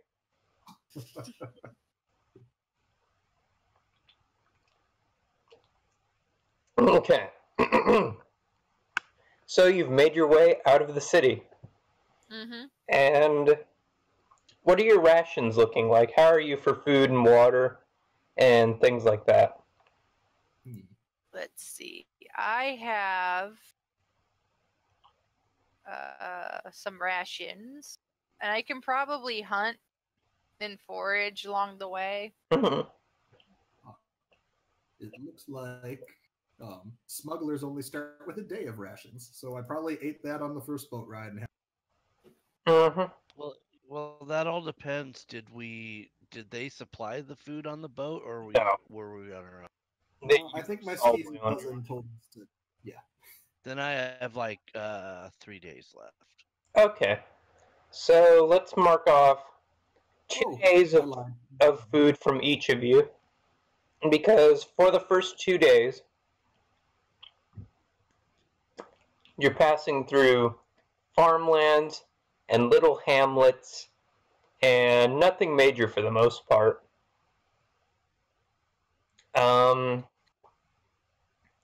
And things seem pretty okay. The land eventually starts to get a bit more jagged. The flatlands begin to give way to rocky, craggy hills. And you eventually find yourself in the hills of Abor's Owls, or however it's called. And so, in this new environment, you eventually come across a friendly face, or what can be considered friendly to you. And you see a very haggard and distressed gnome-looking fella. Oh.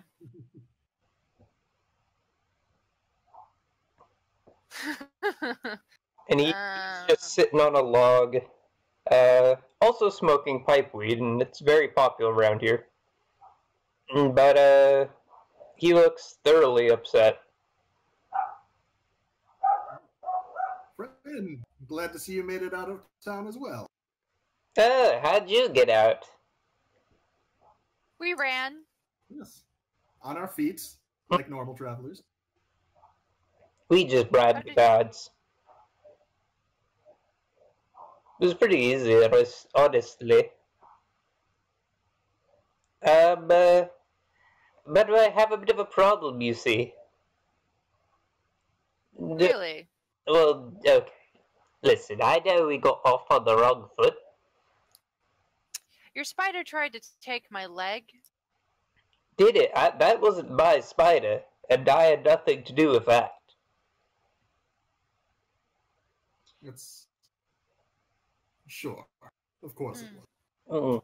Well, bygones be bygones, of course, because you nearly killed me by having a horse trample over me. So, we'll call it even, yes? I mean, I suppose. Come on, we're on the same side. Are we? We're looking for the same thing, at least. Doesn't necessarily mean we're on the same side. Hmm. Well, either way. what I have troubles you now? I have a bit of a problem, my dear friends. One of my party members has gone missing. And, if you could be so kind as to help me out, I know where they are. Then are they missing if you know where they are? Isn't she the clever one? Listen, I'm trying to ask you for help. Please don't make me demean myself further by making myself look like more of an idiot than I happen to be. All I'm trying to say is that I would like your help in getting them out of the situation they have found themselves in. And what sort of situation would that be? Trying to take out the ginormous earplugs from listening to you? I'll have you know, I'm a sparkling conversation, and all the apprentices of the Thieves' Guild love me. Uh-huh. Do go on. But, no, the situation we have found him in is that a bit of a sinkhole has opened up in the ground. Come, let me show you, let me show you. Yes, lead us over to this giant precarious. I assure you it is not a trap. If I were to make a trap, I would make it less obvious. So, and he jostles you towards about 100 feet down the pathway. The roads are quite thin here, and the hill gets steep on either side.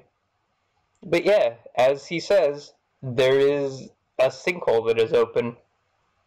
And on one end, you see a man and the half-orc, members of the Thieves' Guild, and their cart.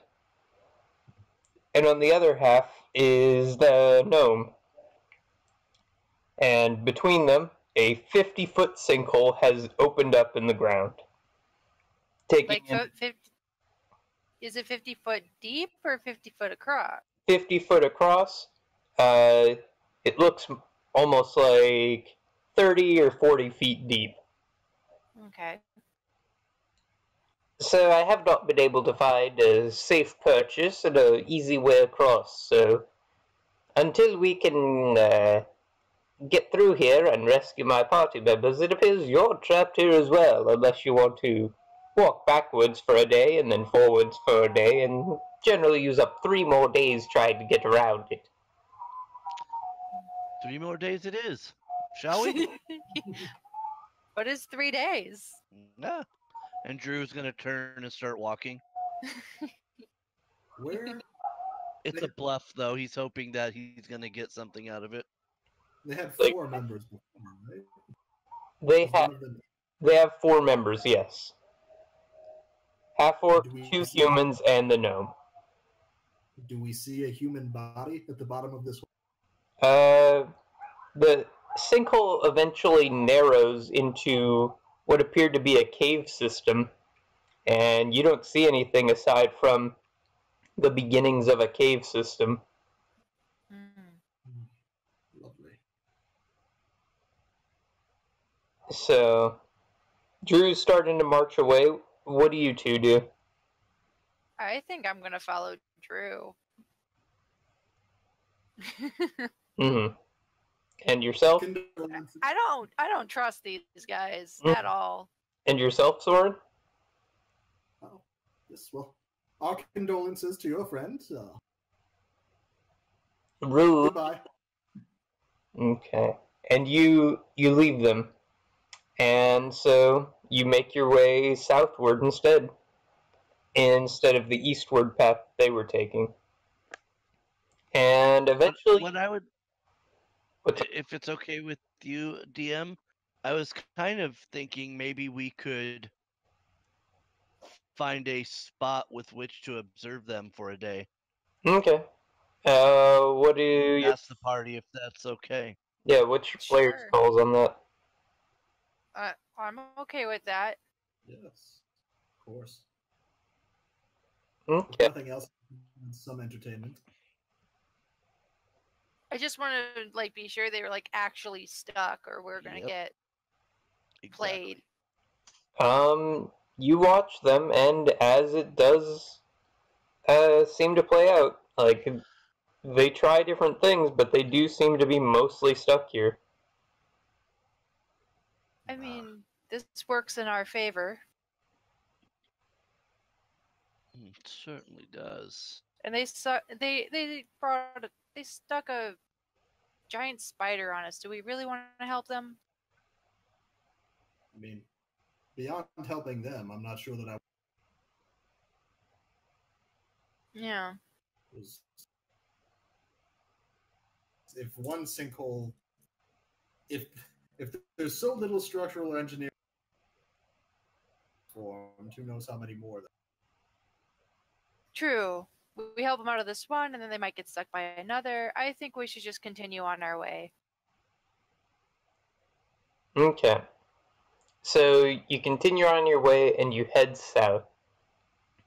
And eventually you see before you get to the desert, you do run into a problem in that your food supplies begin to run quite low. And, Raverell, you said you could forage, yes? Yeah, I can forage and hunt. I would say, is there a skill related to that? I've got survival and I've got nature. Let's say survival then. Let's see. Okay. Survival is do. directly related to hunting. And I will say this is, whereas you're a forest ranger by training, yes, Rayro? Yes. So I would say that you are going to have some difficulty here, as this is not what you are used to for foraging. As these are instead like craggy hills. Great. Let's see. I rolled a 14 for survival. Okay, so you managed to get enough food to limp by on, and then another day goes by, and now you're short on water as well. And so this survival check is going to get even harder. Okay. 17. Okay. And you manage to find a little brook, and you manage to limp by once more. And you see the cusp of the desert before you. And then the strangest thing starts to happen. It begins to rain. Very, very heavily. Huh. A swampy, thick rain. And this is right around the time night is approaching for your camp. So it's raining, and the wind is blowing, and the thunder is striking. And as you set up the tents as you normally do for camp, the sandy soil just doesn't find purchase with your attempts to set down the tents. And you have basically two options: find a new form of shelter, or be blustered about by the rain and the wind and be exposed to the elements, because your tents are not going to be set up in conditions like this. Maybe we could look for like an outcropping of rocks, like some sort of structure that we could like nestle down between until it clears up. As high as we can. Yeah. Okay, so on the map, I would say you are right at the south western edge of Abor Owls. And Okay. you go and you try and find a little rocky outcropping. And there are some places, and eventually you find a little hole in the wall that seems to be fairly well guarded from the elements.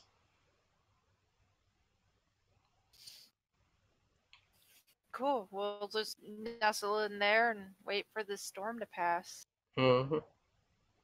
And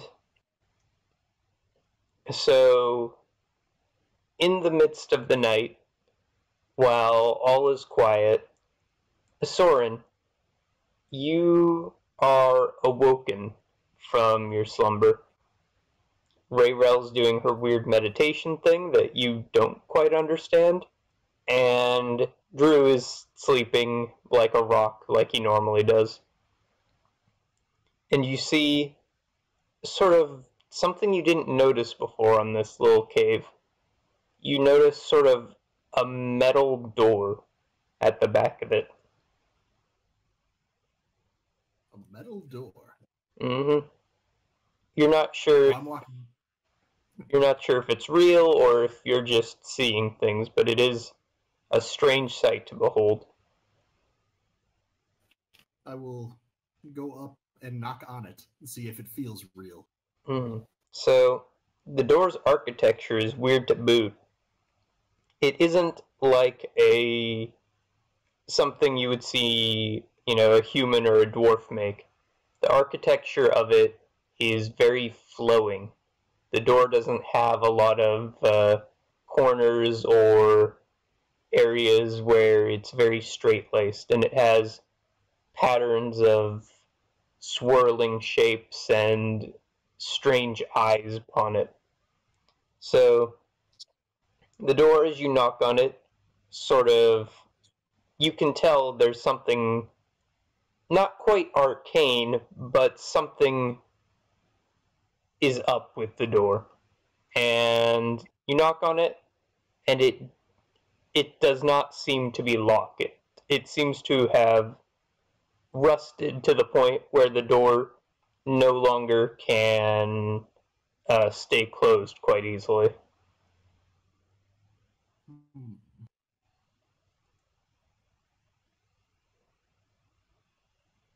Just kind of running my hand along the fucking door. What languages do you know? I know Common, Dwarvish, and Okay. So, there's definitely nothing that you can tell to be human language on this door. But there is script. And it's a very peculiar looking one. And aside from that, that's all you can gather from the door just by touching it and looking at it.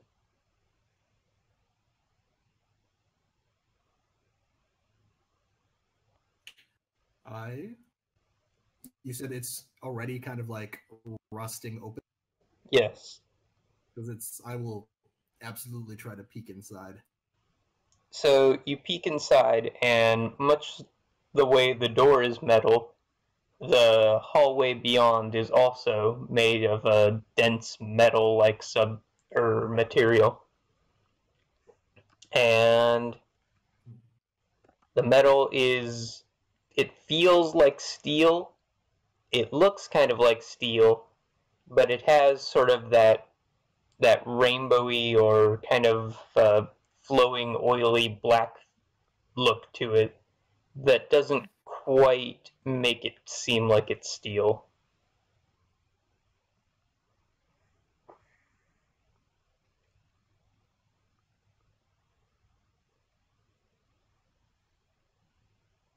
And then beyond there, the pathway is too dark to tell what it is.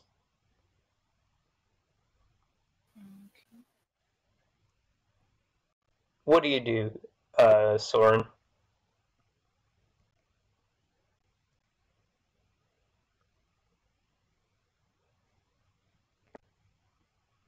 Sorry, I think the audio was cutting out. Just Okay, sorry about that.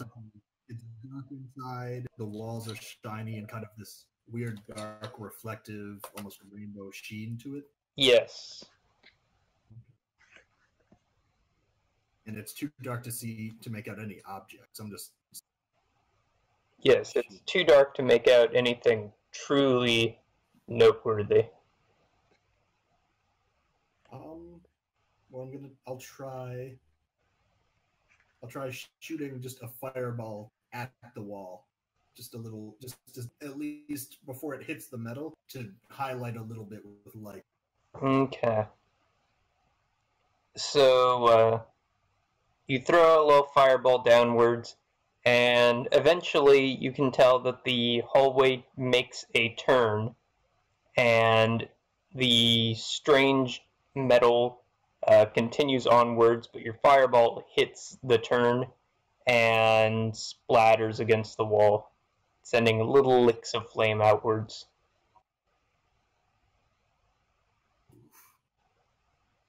Soren is so... He is not a smart boy, and he is so tempted to go what's on his own.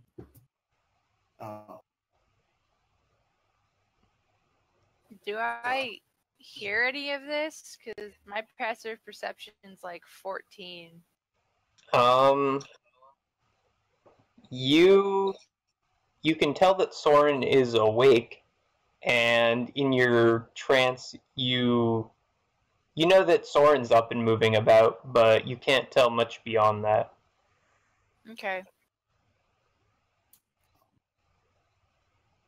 I'm not sure how many times I've like tried to snap Rayrel out of a trance before, but I feel like I'd still be awkward about it. So. Mm-hmm. Rayrel, can you hear me? Yeah. Wake up, Drew. We've got something to explore. Something exciting is in this cave. Exciting. I mean, we've got a mysterious metal flowy door that I don't recognize any sort of symbology from. Huh. I think Rayrel's gonna go up to the door. Mm-hmm. And like, does she recognize any of the languages or anything? What languages does she speak? She speaks Common, Elvish, and Sylvan. You can tell that it's maybe vaguely adjacent to Sylvan in that there might be a few borrow words amongst the script.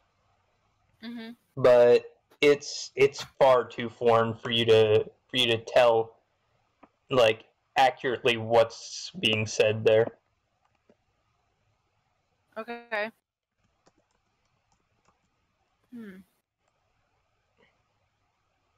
Should we wake up our holy man? Might as well. Soren is like half in and half out of the door already, just itching to go. Rayrel goes to wake Drew. Okay. Drew, you've just been awoken, and your other two party members are up and very interested in something. Immediately reach for my mace, trying to clear my eyes. Mm-hmm. And, well, you know, you guys handle it. What do you tell him about the door? Like, what do you have his attention. What are you doing with him? Is there trouble? Soren found a door In the back of middle the cave. hills? In a door in this? How unusual. You haven't even seen the door yet. It's something else. Well, how far away is this door? I'm in it at the moment. Oh, well. Right over here, friend. Well, give me a moment. And Drew is gathering his things, putting his bedroll back tight. Soren's gonna be mad, but it takes him like 10 minutes. Soren is like a kid that's just like waiting for their parents so they can leave and go somewhere. You know, and whatever fire there was, he stamps it out. Make sure there's no embers. Mm-hmm. Then only once everything's in order will Drew go to where Soren is standing. So, the first thing you notice is this does not feel safe. There is something a little fucky with this door. And I would assume that Drew would be more suspicious of it than Soren, but that is entirely your call. Well, you know, understanding what I've just heard and what I'm feeling, I will be very careful. And Soren, I'm not liking the aura of this door, my friend. Yes, Dad, fine. And I cast Mage Armor on myself and just kick in. Oh my god. All right. So yeah, there's a dark hallway beyond that goes to places that none of you can quite tell because Oh, it boy. is not brightly lit. I guess we have to follow him. Can't let him venture off on his own. Mhm. True. And I'd like to have some light so I may see this time, if I may. Mhm. Of course. So I'll get one of my mini torches out and light her up. Mhm. Okay, so you've got your little ball of light. So Soren's first up, and then who's following in it behind him? Because it's only about a 5-foot wide passageway. I'll stay behind Drew. Okay. Yeah. I'm trying to provide light. I don't know if Soren can see in the dark or not. He doesn't no. know. You saw that he only got to like the first turn before Yeah. he stopped. Gotcha. All right. So yeah. So I'll walk up. Drew will walk up to Soren and give him the torch. Okay. So you keep heading down the passageway, and it splits into 2 different pathways, each one having what appeared to be some sort of mechanical door there before, but no longer having such. Hmm. Drew's will just look at Soren. Your call. The place, might I add, feels moist, like a shower or a steam room. But this moist doesn't feel like the kind of, a leaving. It's very dreadful and oppressive.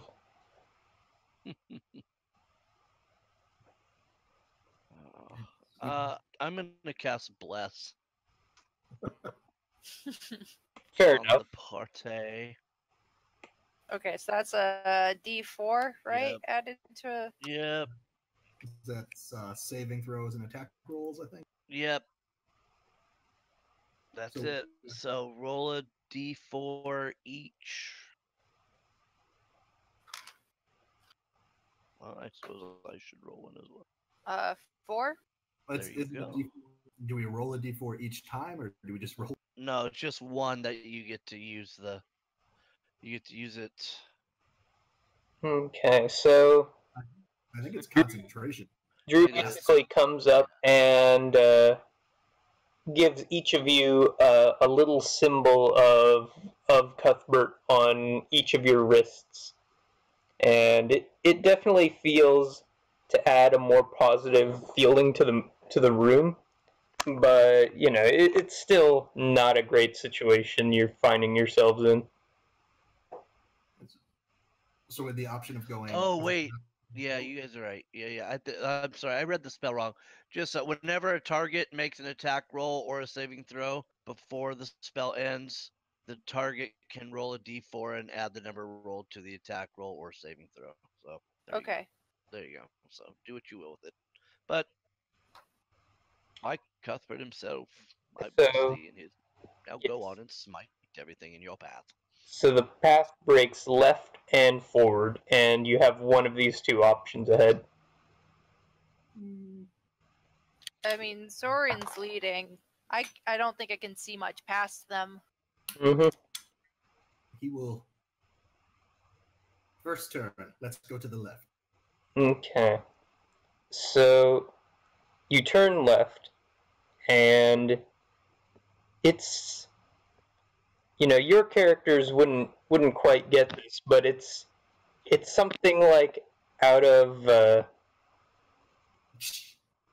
like the Matrix or something, where you see 2 pods of this green vile liquid and these very alien-looking humanoid creatures sort of floating about inside it. It looks like there was once another pod, but it's been broken open a long time ago. And there's strange tools of trades that you don't quite understand, sort of arrayed out on tables that ring the room. And it looks to be some sort of like black metal, like alien laboratory like feeling to it, with pipes of this green goo going about the place, and beakers and all that sort. I'm suddenly feeling that this is not the kind of exciting I was hoping for. Yeah, Drew wants no part of this abomination. This is really unnatural. Do the pod people seem to be moving in the... They seem to be very not moving. Huh. Perhaps we should leave? Well, Absolutely. I mean, yes, I agree. To the other hallway. Oh my god. And you hear one of the pod people like gently banging at the glass, like a very like tapping on the glass at a fishbowl, kind of like doo doo. And one of them is stirring. Oh no. Do we have a good view of them we're at, or are we just seeing kind of silhouette? You can tell that this is a like light blue sort of webbed, like somewhat webbed hand with black fingernails attached to a creature that is deep in the green goo, and you cannot quite tell what they are. Backing up now. Yeah. Oh, let's get out of here.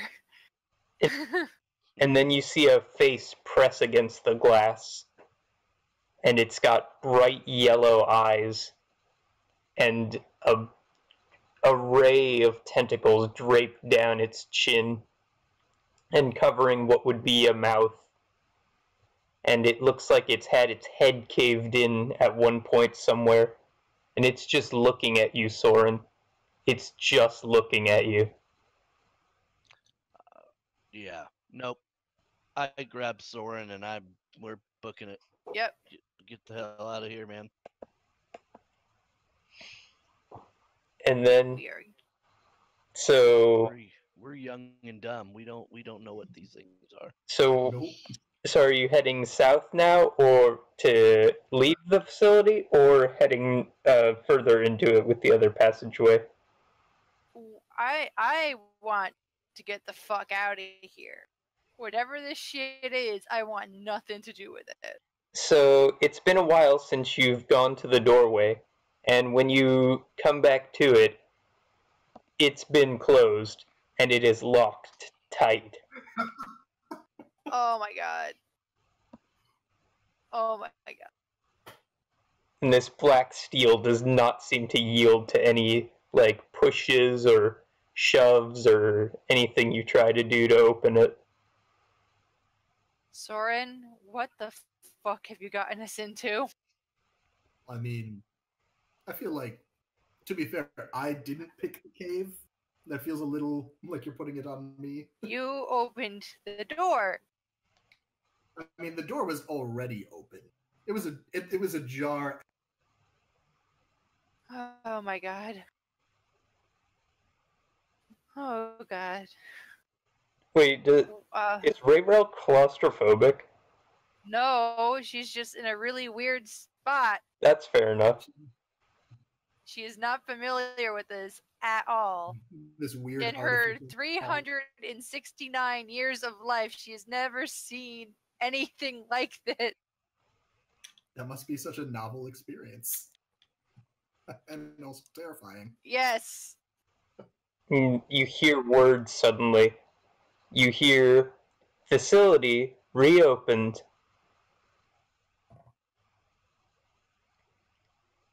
Was that? No, you hear like the Does following that mean that script. door's open again? No, you hear that the seal has been broken, unleashing from cryogenic freeze. And you hear sound coming from the other room as a. It's like, what are these words? I'm gonna pull on the door. The door is still locked up tight. What are these words? Cry. What? And you guys are you in the hallway, or is Soren and Drew still in the main building for the facility room? I think we all went back down to that door to see if we can get the hell out. Yeah. I've been gradually inching my way north as that door seems to be super locked. Well, you hear sort of the sound of wet skin walking across metal, like a slappy wet meat sound. And here they are, and you see these beings just covered in nasty green goo, and you do actually realize something about them, Rayrel. As someone who has studied weird nature and things like that, you firmly know that these things are not fucking natural. And let's see, does Soren know anything? Soren wouldn't know anything. Soren does not know a lot of things. Drew, you also do firmly know that these things are not fucking natural, and they are making their way downtown and towards you. Rayrel's just gonna draw her swords. Just stand there. Perhaps some relocation is in order. Yeah, where are we going? The door is locked. Seems like one direction left to me then. Fine. I mean, the entrance door seems to find our cave. I'm sure the.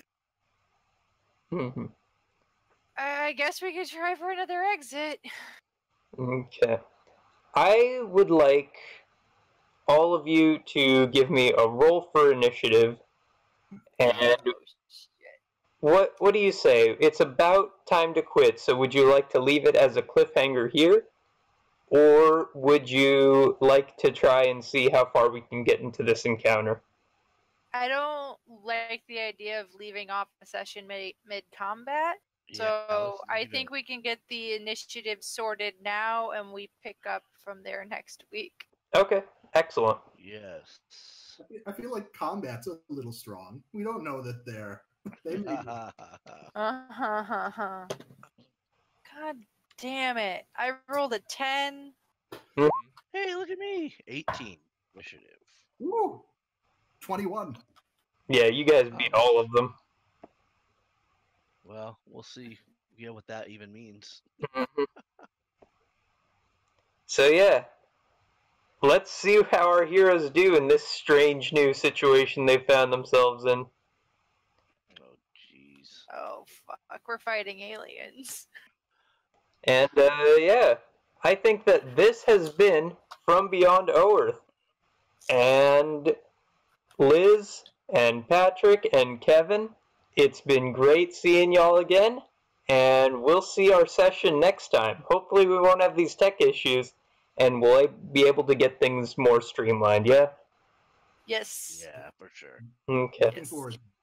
Looking forward to it too, folks. Bye-bye. Goodbye, Twitch.